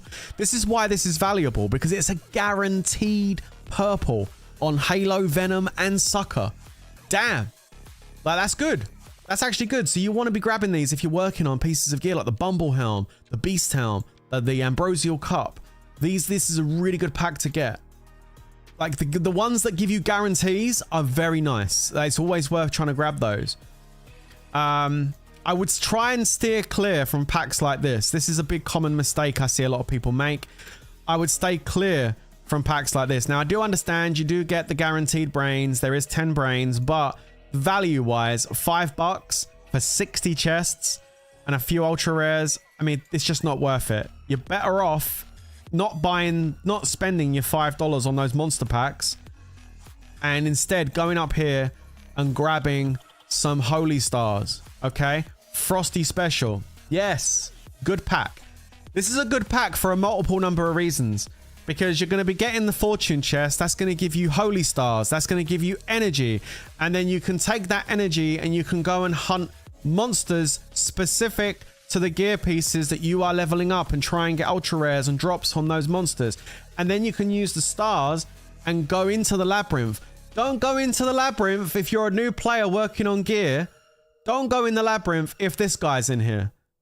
If you are low spend, even free to play, medium spend, whatever, right? If you're buying holy stars because you've got gear that you're working on and you come in here and use your stars on the Frostwing Dragon, you're literally shooting yourself in the foot. You need to wait until the monster comes in that's dropping ultra rares for a piece of gear that you're working on, and then you can get ultra rare drops to work on your gear, as well as getting gems and resources and stuff like that. For the veteran players or the people that are champ players and stuff, this is your labyrinth because we don't want to waste hits on ultra rares that we don't need. So of course, if you're a champ player, Wonder Lead, you're probably not going to bother with the other labyrinths. Save your stars and come and use them on the dragon so you get maximum resources and stuff. And you know, that's what I would do. Likewise, we spoke about the Tycoon earlier on. The Tycoon's good. The pack that's in the store for $20, the one that gives you 450 Tycoon coins, very good value. Grab that, come in here, and you can go ahead and use them in here. And in here, you're going to be getting Chaos Cores, which are really good, Ultra Rares, which are really good, and you're also going to get packs. You see right now, the Queen Bee is in here on the Honey Venom one, which is really, really nice. So yeah, this time round, it's Queen Bee. And if you keep coming in here, when it rotates, you'll have different ones. Sometimes when the halos are in, I know it's the Bon Appetit and the Bunny. And then you also get Blackwing in here. You also get Garg. When the pearls are out, I think it's Garg and Frostwing. So just keep an eye on it and then save your coins up and come in here and start smacking it to get some of the packs. I completed my pack 5 familiars in the Tycoon. The only one I didn't, because I wasn't harvesting pearls, is I had to go ahead and buy. Can we get this guy out the chat? Can we ban this guy? You're banned, bro. Get out my stream. What we did is we went ahead and I purchased the Gargantua packs because I wasn't using Tycoon to get Garg packs, because Garg was on the pearls and I wasn't really looking for pearls. So I decided to go and buy the Garg packs so I can get Gargantua finished. But yeah, other than that, I've done it all inside Tycoon, which saves a lot of money. Otherwise, if you're coming up here and buying the packs, I don't even know, they won't show up on my store because, yeah, this. Oh, there you go. If you're coming up and buying this, I mean, $5 for 5 packs. You need a lot. You need like 180 of them or something, don't you? How many do you need? I don't even know because I got my. Oh no, this one's alright. Hang on. Have I got one that needs upgrading? 80. No, that can't be right. It's more than 80. How many packs is it for a... Guys, chat, how many packs was it to get this to max? Does anybody in the chat know? I swear it was like 200 packs total to get it done. Like 80, then 120. 150. Okay, Dimitri says 160. Everyone's saying different numbers. I think it's 200. I think it's 200. Yeah, I'm pretty sure it's 200. Yeah, I think it's 200 as well. I think it's 200 packs per familiar to max it out. I think it's 200. So you need a lot. So obviously buying the packs gets expensive, especially considering it's like 6-pack 5s. You know what I mean? Well, more than that actually, if you include Helldrider and Jade Worm. Unfortunately, Helldrider doesn't appear in the Tycoon because it's a fairly newish one, I guess. It's been out. It's the latest one.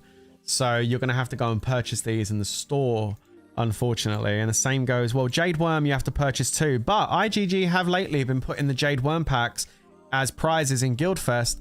And they've also been putting them in the online BP gift thing, this thing. Sometimes Jade Worm appears up here as well. So keep an eye on it. If you see it and you need it, get some packs and get the BP gift thing. Other than that, there's a lot of packs here which you don't need to focus on. There's a lot of consumables that you probably don't need to touch. Things like this are nice, but I mean, they're like limited edition kind of like specials. And sometimes the specials are good, sometimes they're not. And the only way I can tell you what's good value and what isn't good value is just look at the pack and look at what's in it and just kind of work out the pros and cons of the pack and decide if it's something that's going to actually benefit your account or not.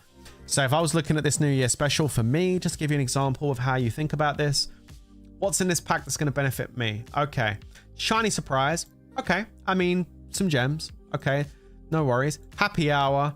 Some standard speed ups, which I mean, I don't need to stress out about those. I'm not really fussed about speeds. Champion chests. I don't need them because I don't need any more champion gear. Hoot claw. I don't need it. I don't need hoot claw. Okay. Gorilla chest. I do need that. I need the gorilla's rage. Okay. Cottage raw. Don't need it. Necrosis. Yeah. I need the rotten blood. Arctic Flipper, yeah, I need the ambergris crystal. Queen Bee, don't need. Bon Appetit, don't need. Mecha Trojan, don't need. Saberfang, don't need. Grimwolf, don't need. Or Grim Reaper.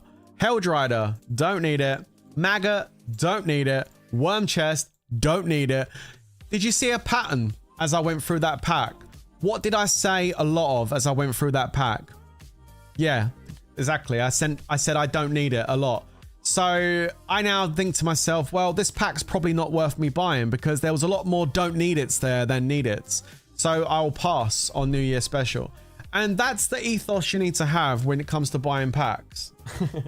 You just need to look at it and be like, do I need it?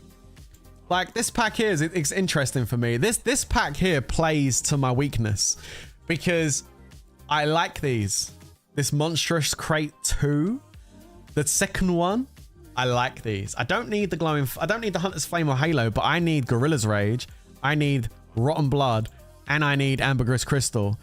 So everything else I don't need, but there's 3 there that I need, and the Ambergris Crystals in here as well. So I like these Monstrous Crates too. And then these ones I don't need at all. These Monstrous Chests, they're a waste for me. But it also gives me these Astrolite chests, which I hate this Monster Astrolite. I have literally slated IGG for bringing this out. Mainly because of how much of it is required to actually level up each level. It's just stupid. And the amount of energy you need to go and hunt for this stuff is ridiculous. And the IGD did try and fix the problem a little bit. Where is it? They brought this event out. ×3 specialized Astrolite during this event time. And I appreciate them trying. I know I do. I mean, I have to give credit where credit's due. They obviously have noticed that nobody's hunting these monsters because it's just way too costly on the amount you get for the energy you use makes it just not worth it compared to normal Astrolite.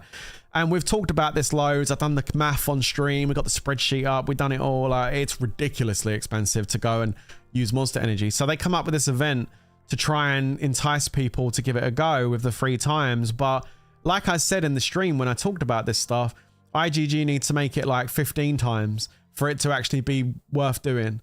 And 3 times just isn't going to cut it at the moment. So even with this event, it's not worth doing. So it's a shame because it's a cool idea. The idea of letting people get Astrolite through monster hunting. It's kind of cool.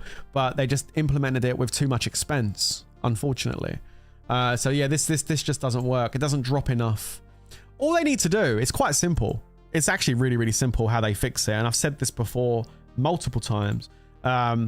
Whether they listen will be probably not. But the way they fix it is quite simple. All they need to do is just go back into the game and adjust the amount that's required for each level up. That's all they've got to do. Like just reduce this by like 25%. Reduce the amount we need to use to actually do each level up, and boom, it becomes actually worth maybe doing it. They just need to reduce how much it's required per level. They can keep the 3 times event. They can keep the amount of Astrolite, monster Astrolite that drops from the monsters. They just need to reduce the amount of Astrolite is required per level. They do that, they're on for a winner. People, they'll sell more monster. They'll sell more frosty specials and more monster energy packs because people will actually see it's actually all right. Yeah, it's all right. It's worth doing. So more like 50%. Okay, all right. Yeah, chat. More like 50%. All right. 25 might have been a bit lowballing, but Yeah, 50% reduction would be better, but you guys might be asking for too much now. Man, let's meet halfway. Maybe a 30% discount on there. How much? That might be better. Hey, if IGG came out with a 30% discount on the amount of Astrolite required on the Monster Astrolite, I'd be happy with that. Yeah, 30% would be solid. I'd be happy with that. That would actually be a real positive change. That'd be great. Is it better to buy Grove Guardian or Monthly Surprise? What is Monthly Surprise? Oh, this. Okay, so yeah, again, I just got to look at this and look what's in it. Gems. Okay, the gems are nice. Some Brave Hearts are kind of good. You need those at the beginning. I mean, as a beginning pack, this is okay. I mean, it gives you speed ups, Brave Hearts and stuff. So yeah, I mean, this is all right, but it's only $2. So, I mean, yeah, I mean, this is a nice little cheap little pack. You can get a few speed ups and stuff. It ain't going to make much of a massive impact. Only 15 chests.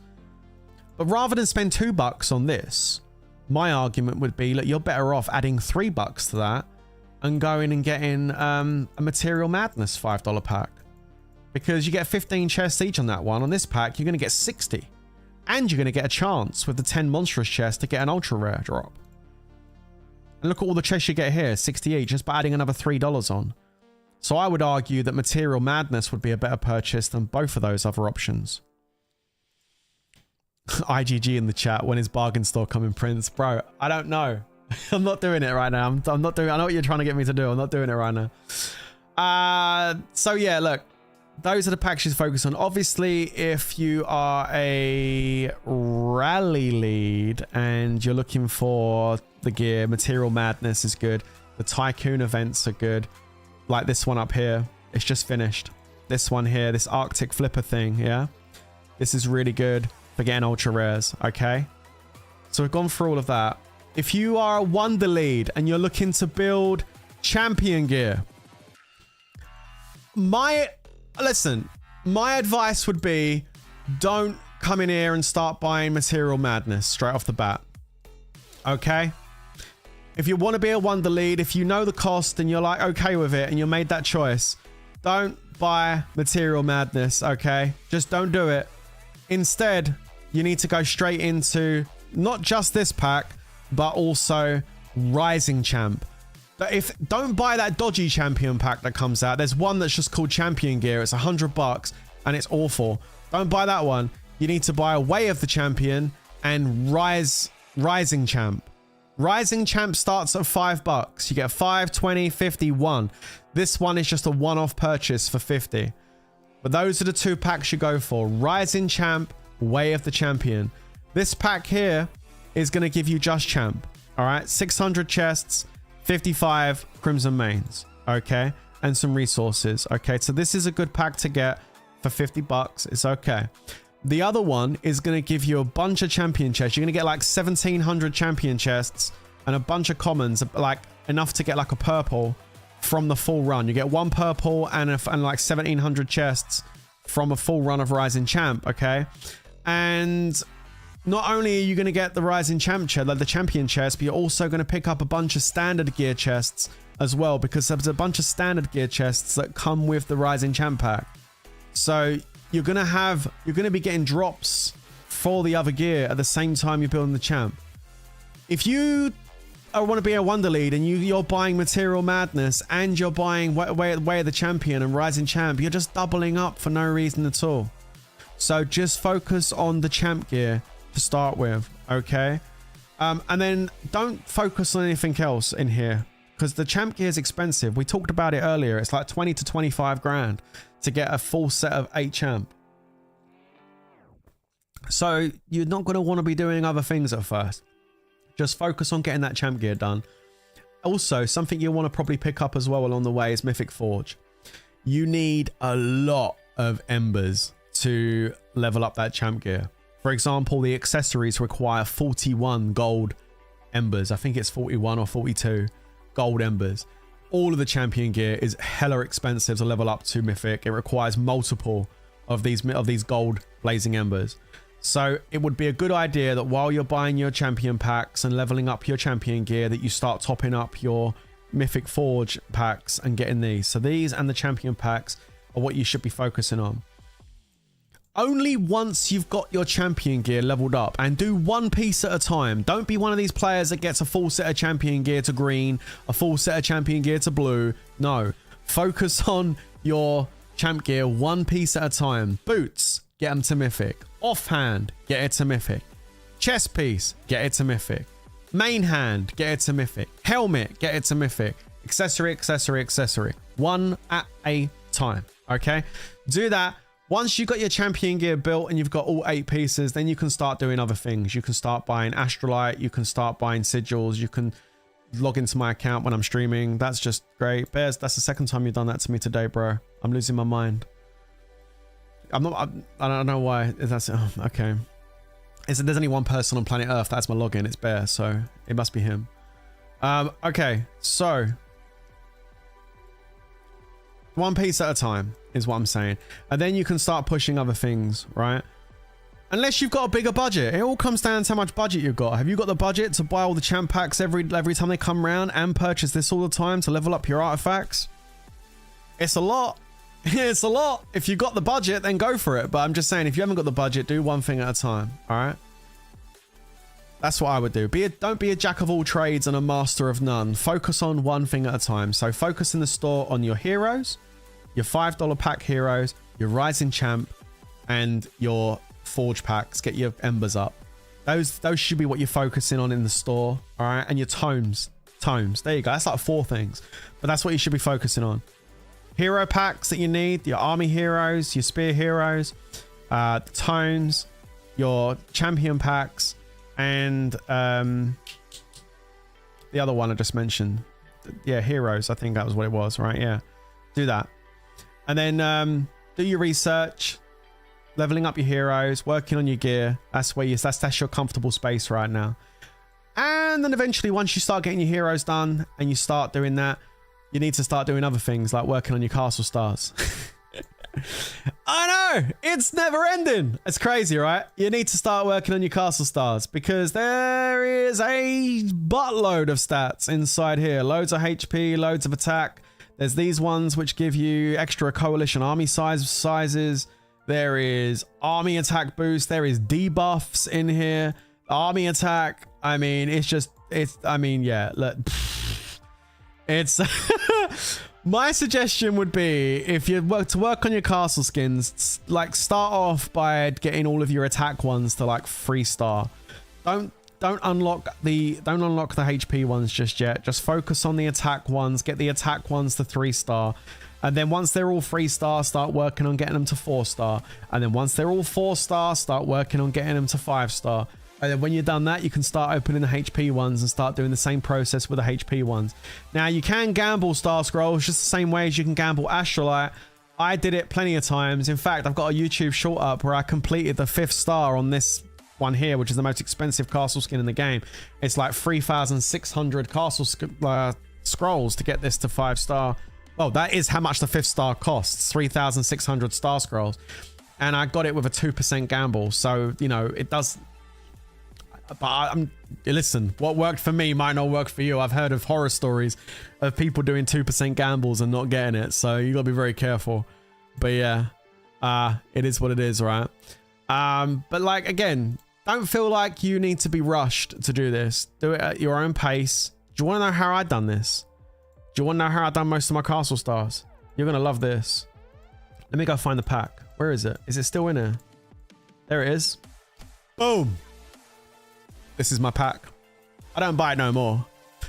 I bought this every day. Every day I bought this pack. This is the one. Dig for treasure. I bought this every single day. Brilliant Astrolite chest one, because you never know. Sometimes you got lucky, which is kind of good. You got more Star Scrolls or you got some Astra. Very nice. I get that. And then I would get 10 guaranteed Star Scrolls for $2. And I bought this thing every single day until I had enough Star Scrolls to go off and do my next star. And then I done my star. I would recommend for anyone that's a rally lead or anyone that's going to be a castle lead who's got $2 spare out of their budget, it's worth grabbing that every day. Because it adds up. And you can, before you know it, a few months have gone past and you've got a bunch of stars on your castle skins. So yeah, I mean, this pack here for $2 is hella worth. I done most of my stars with that. Only when I got to the end, when I was like trying to get the last 5th stars on some of the castles, I was buying the other pack, which is this one. This is the more expensive pack. It's $20, but it comes with a guarantee of 90. So I would buy this one. And this also upgrades as well. So I would buy, sometimes I would buy the 20 on this, and then I would buy the 50, which comes with 250 star scrolls, I think. If my memory serves correctly, you buy this and then it goes up to 250 for the $50 pack. And these sack of jewels goes up to like 100 or something. So I would get a bunch of my, I also got my champion jewels and I got my monster jewels for my rallies and stuff from here as well. So this kind of does 2 birds, 1 stone. This one is basically working on your castle stars and also working on your spear jewels. Oh, it's 225. Okay, I knew it was something like that. So yeah, you get resources and stuff, and then you get your jewels, which are good for your spears, and then you get your scrolls for your castle skins. So this is a really good one. I've done this a lot. Fortify your castle.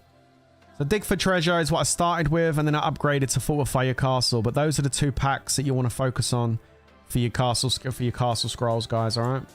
There is another pack that IGG bring out now and then. That's $100 for like 100 castle scrolls. Avoid that like the plague. That thing is a waste of money. Considering you can get this pack for $20 that gives you 90. There's another pack they have, which is $100 for 100. Don't ever buy that. It's a waste of money.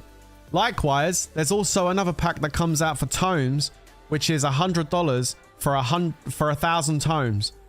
Don't ever buy that pack. It's a waste of money. It's a clown pack. Don't touch it. If you want to buy tomes, you do Let's Celebrate, because this is really good. It gives you gems, it gives you tomes, it gives you speed ups, you get research speeds, training speeds, champion chests, which you might want to work on if you're doing some champ stuff, slayer chests for your monster hunt gear, and then you get a bit of Saberfang, Bon, and Shaman. This is a good pack. It upgrades as well, and you get lots of tomes from it. Very nice. Massive discounts. This is the best tome pack in the game. This upgrades as well. So if you're trying to push your research, grab this, because you get archaic tomes. You're also going to be getting some speed ups. Monstrous chest is good for the ultra rares. And then you get some other chests as well, like, you know, Bon, B, very nice. Okay, cool. So yeah, but tomes, good value. Why would you spend $100 for 1,000 tomes when you can spend $5 for 250? You know what I mean? Play smart. Don't play dumb. The people that complain about it being overly expensive all the time and moaning about it and everything, even though I do that too, normally go and buy the dodgy packs. So, and then wonder why they're not getting nowhere. Buy smart. Look at what you're buying and just be smart with your purchases. Always make sure web events on. Make sure there's extra bonuses when you purchase. And if you do need this stuff, 30-day supply chest is kind of good as well. I mean, you get artifact coins, you get archaic tomes. I mean, this is not bad. Remember though, you don't get all that in one go. That is split over 30 days. Because I made that mistake when I first started playing Lords Mobile. I was like, oh my god, 26,000 gems and like all this artifact coins weren't in it when I first got this. But I was like, oh my god, all these gems and stuff, speed ups. I want that now. I bought it. I was like, yo, where's my speed ups? Where's my gems? Oh, you get it every day over 30 days. Split. I was like, oh, what? No, I didn't even know. So yeah, like you need to, it says there, total available if claimed for 30 days. So you have to make sure you log in every day, hit the button to get each day's rewards. Otherwise you lose out. So there you go. The last thing I'm going to mention with regards to buying stuff in this game is there is some fairly good stuff over here in the special benefits section. So you click on the little button on the right hand side and it goes down to special benefits. If you're a brand new player to Lords, you've just started up your account for the first time, it's worth investing in Turf Club. This is actually pretty good. I wish I had this when I first started. It has 25% research speed, 25% construction speed, 25% player experience boost. Damn. And you get all the auto completes on admin quests and stuff. I mean, this is great. I wish I had this when I first started playing Lords. So yeah, this is really good. I'd get that if I first started playing again. 7-day dash bundles also pretty good for speed ups, resources, and also those artifact coins. Very good value. $2 for 2,400 coins. It's not bad at all. There is some other optional stuff if you're trying to push your familiars. Obviously, this stuff is also kind of handy, I guess. There's some familiar boosts in here, which is kind of nice. And then this one's the better one, I think, because you actually get anima and speed ups and these things here, these EXP elixirs, which are really important when you first start playing Lords and you're trying to level up your familiars.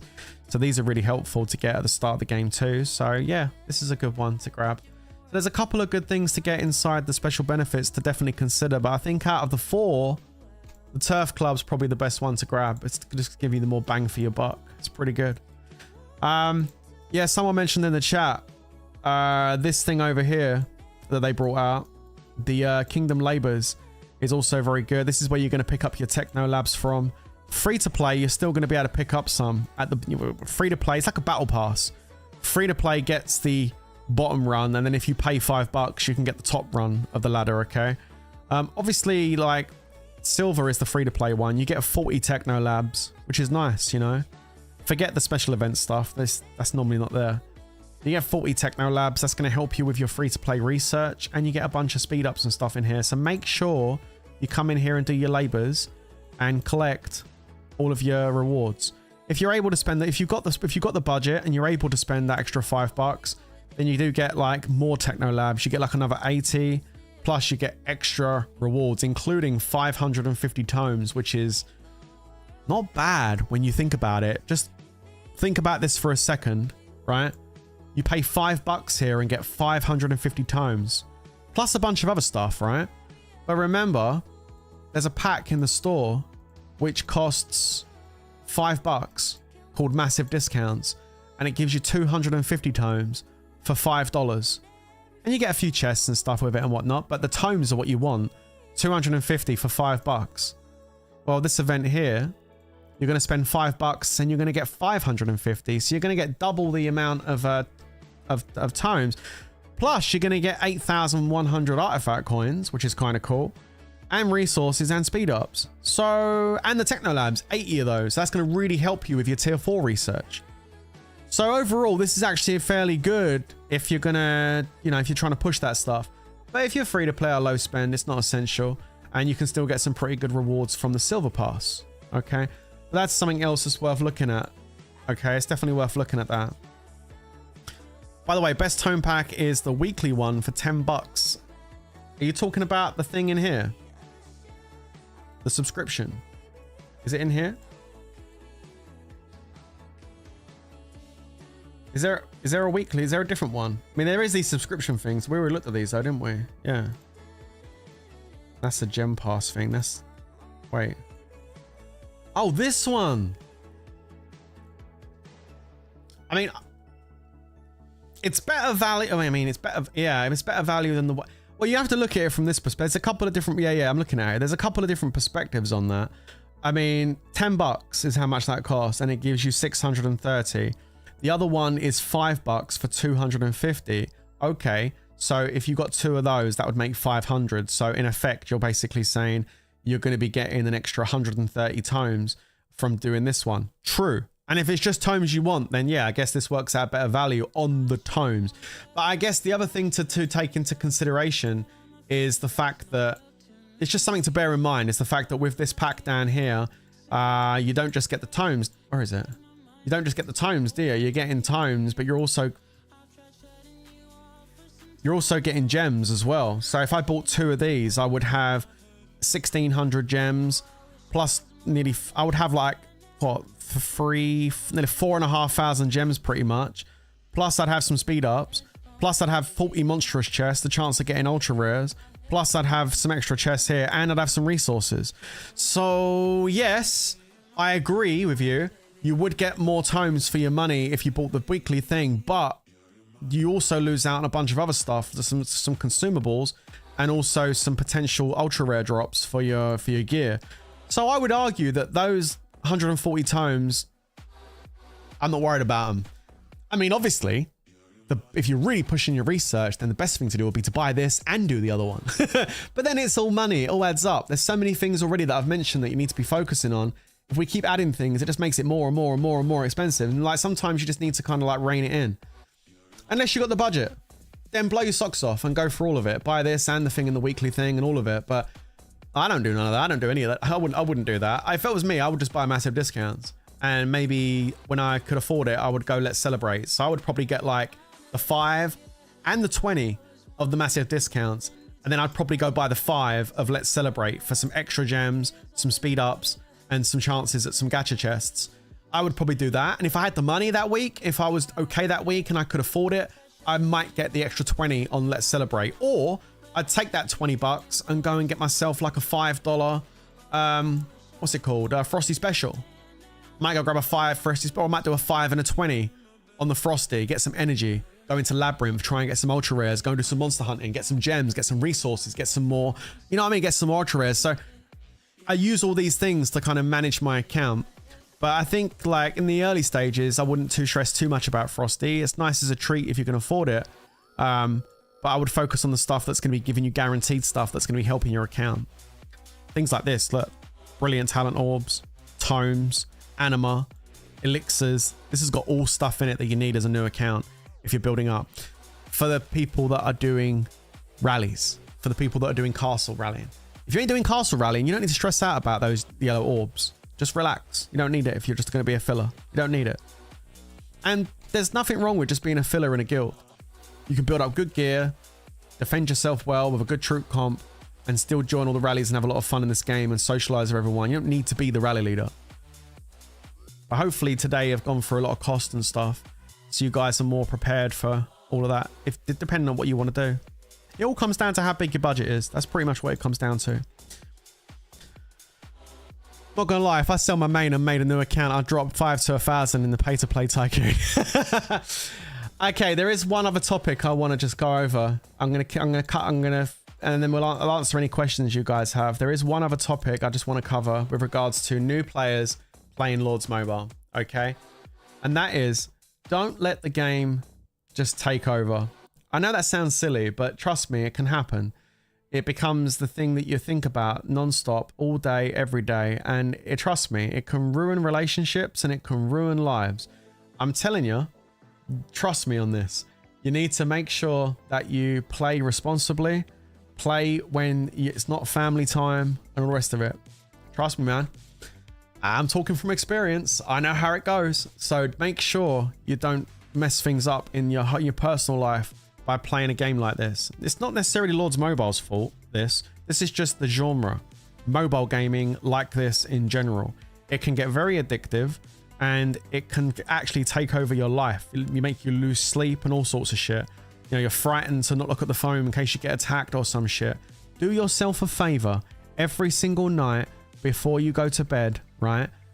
Click on this button on the right and put a shield on your account.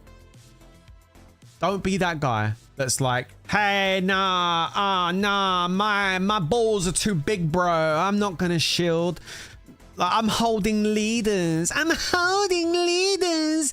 You know, don't be that guy, right? On the Wonder that's holding leaders who refuses to shield, right? Put your castle on the grass and press the goddamn shield button and go and enjoy a good night's sleep. Yeah. Don't feel like you have to respond to every single freaking notification that comes through on your phone. In fact, you can go down here and turn this shit off if you want to turn all the notifications off. There's a button down here somewhere. Where is it? Push messages.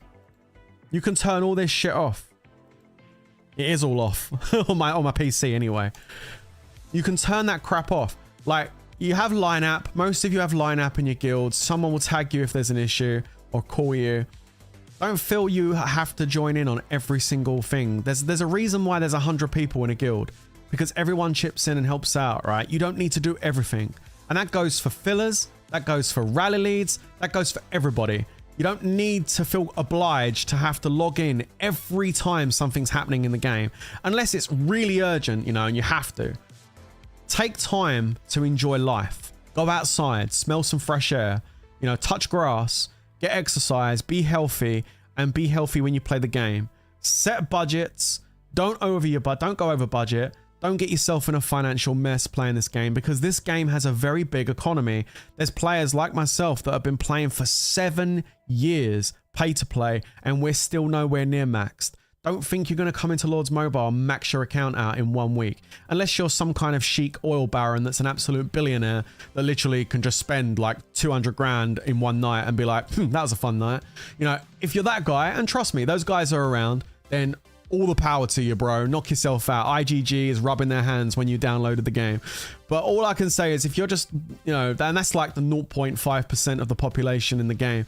Everybody else, take your time, have fun, meet new people, join a guild that's right for you, have fun, chat with people, and just use Lords Mobile for what it is. Sometimes a little bit of an escape from reality, from work or life, whatever, just to go and chill with some peeps that you don't know around the world and have some fun chatting and having a laugh. Don't take the game too seriously, because I've done that. I've done that myself. I've taken this game way too seriously in the past, where I would get angry and mad and swear like crazy and lose my shit and just go nutty about stuff because I was so addicted and so like you know, with the game. You know, that's all I thought about. Now I'm just so easygoing and easy-go-lucky. You know, I log in, I play when I want to, I chat with my friends, I have a good time. We lose, we win, we have fun. That's what it's supposed to be, a game, and it's meant to be fun. The moment it stops being fun is when you need to stop playing and uninstall the game. All right. But hey, hopefully this video, this stream, if you're watching it back, hopefully, you know, whether it's old players or new players, hopefully you learned something in this stream today. I didn't go through everything today. There's still loads of other stuff I could go through, but I went for a good amount, and hopefully that gives you a good kind of like informational pack of welcome to Lords Mobile kind of stuff, right? So yeah, this stream was really for the newbies that are joining over the last 6 months to a year. Just want somewhere to go and find a bit of information out about the game, the costs involved, and all the rest of it. This way, if you're planning on becoming a rally lead, if you want to become a castle lead and smash castles up, at least now you have an idea of what kind of things you should be doing and how much cost is going to actually be involved. And that's really what the whole purpose of this stream was today, to make all of you a little bit more prepared, because the person that's not going to tell you how much it's going to cost, and the person that's not going to tell you and get you prepared for what it's going to, you know, how much it's going to take over your life, is IGG. They ain't going to tell you shit. That they want your money and they want it now. But I'm here to tell you that it doesn't have to be that way. You can still enjoy the game on a low budget, and you can enjoy the game on a high budget. Just make sure you do what is right for you. Set budgets, stick to it, be healthy, have fun. There you go. Boom. There it is. Did you guys enjoy the stream? I'd like to know if you enjoyed that. Hopefully you guys did. Whew. Yeah, Power World next. I think so. Now I'm waiting for Morbid to get online, because we've got a what's it called? We've got a new server. We might be starting a new Power World because Morbid's bought a new server, a dedicated server, and we can have like 30 people on it. It's going to be open 24 hours a day, 7 days a week. And I'm thinking about making it open to channel members, or anyone on the channel that's got a PC that can come play. It's a 24 hours a day open server. We bought it. It's being paid for. Morbid's managing the server, and we're basically going to have it open all the time, so you won't need someone to log in to be able to join it. It's going to be so cool. So guys, like me, Morbid and his wife are going to be jumping in, but it's like 30 spaces. If you guys want to come play Power World with us, I'm going to be streaming it later today, and we're going to have the IP link for you to come and join the server. It's going to be so cool. But it's not crossplay. You need to be on PC, okay? And by the way, God of War, yes, that's going to be the next stream. I'm going to finish God of War. I was talking to Morbid last night, and he said to me, I saw where you end on your stream last time on God of War. You know you're right near the end of the game, right? And I was like, what? He said, bro, if you'd have carried on streaming for like another half an hour, you'd have finished the goddamn game. Why did you end your stream? I'm like, I don't know. I never played it before. So we're going to turn God of War on and finish God of War. Yeah, we're going to finish God of War today. We're finishing it today. Oh, it's great. It's really good. Quick question. Should I finish Army Leadership Tree or go for tier 5? Haven't even got 1 level in Demoralize or Plague yet. Oh, okay, cool. So let me just have a look to refresh my memory a sec. Hold on, bud. So you're down here, yeah? All right, so should I go for Army Leadership Tree? Oh, okay, so you're down here. you know what, bro? I would probably say just stick with army leadership for the moment, because you know what? When you get tier 5, you want to get the best possible hits and stuff and defenses as you can. And these debuffs are really valuable. So I would say just keep sticking with this and get your army leadership tree finished. Get it done. Get your yellow star of approval. And then you can come down here and start working on this. But the other thing to bear in mind, though, is none of this requires tomes. So if you've got tomes, you can probably start doing bits of this if you've got tomes to use. All right. Just make sure that you've done this first. Make sure your counter boosts are done first before you start using tomes on tier 5. All right. That would be my little tip there. Ooh, post the boss fights. Yeah, I could do, or stream them. I don't know. I should post my boss fight from the other day. It was a good fight. So there we go, guys. I hope you enjoyed the stream. I hope this this 3 hours. Wow, Jesus Christ, nearly 4 hours. Woo. Hopefully this 4-hour stream almost is going to be really helpful to a lot of new players to Lords Mobile. I hope you enjoyed it. Guys, I'll be back at you a little bit later. I'm going to go get some food because I am Marvin. I'm going to go cook some beef and some eggs. I'm hungry. So I'm going to go get some food, and then I'm going to be back and I'm going to be streaming God of War this afternoon until we finish it. And then later on this evening, I'm going to be streaming Power World with Morbid on the open server. You guys are more than welcome to join. Make sure you got the subscribe button hit. Make sure you got the like button hit. Make sure you got the notification bell hit. Down in the description is the link to the Discord. You're all welcome to come and join the Discord. And I think that is it. Thank you for everyone that gifted subs. Yo, V didn't come in today with the 40 gifted memberships. Thank you so much, V didn't, for that. And that's it. I'm done. Guys, listen, we're going to do another one of these learning streams very soon, probably next week. And the next topic we're going to be going over is going to be wonder leading. All right. A lot of people, I'm not an expert. I'm going to call it straight. I ain't an expert, but I feel like I've done enough wonder leading now to at least give you some advice on the basics on how to do wonder leading. All right. So, and a lot of people, and I mean a lot of people, have been asking me for some kind of advice on battalion setup, formations, how to actually defend a wonder fort, what to look for. I'm going to be talking to you about all that next week. So next week, we'll have another one of these learning streams where I go over wonder rallying and teach you guys the basics on how to set up your battalions and what heroes, what familiars, what troops, what comps to ask for, and how to defend, when to pull, when to take the hit, all that good stuff. We're going to be doing that next week for you, okay? So make sure you hit that subscribe button and the notification bell so you don't miss out when that comes around, all right? Guys, I'll see you in about an hour and a half. I'm going to go get some lunch. I'll catch you a little bit later.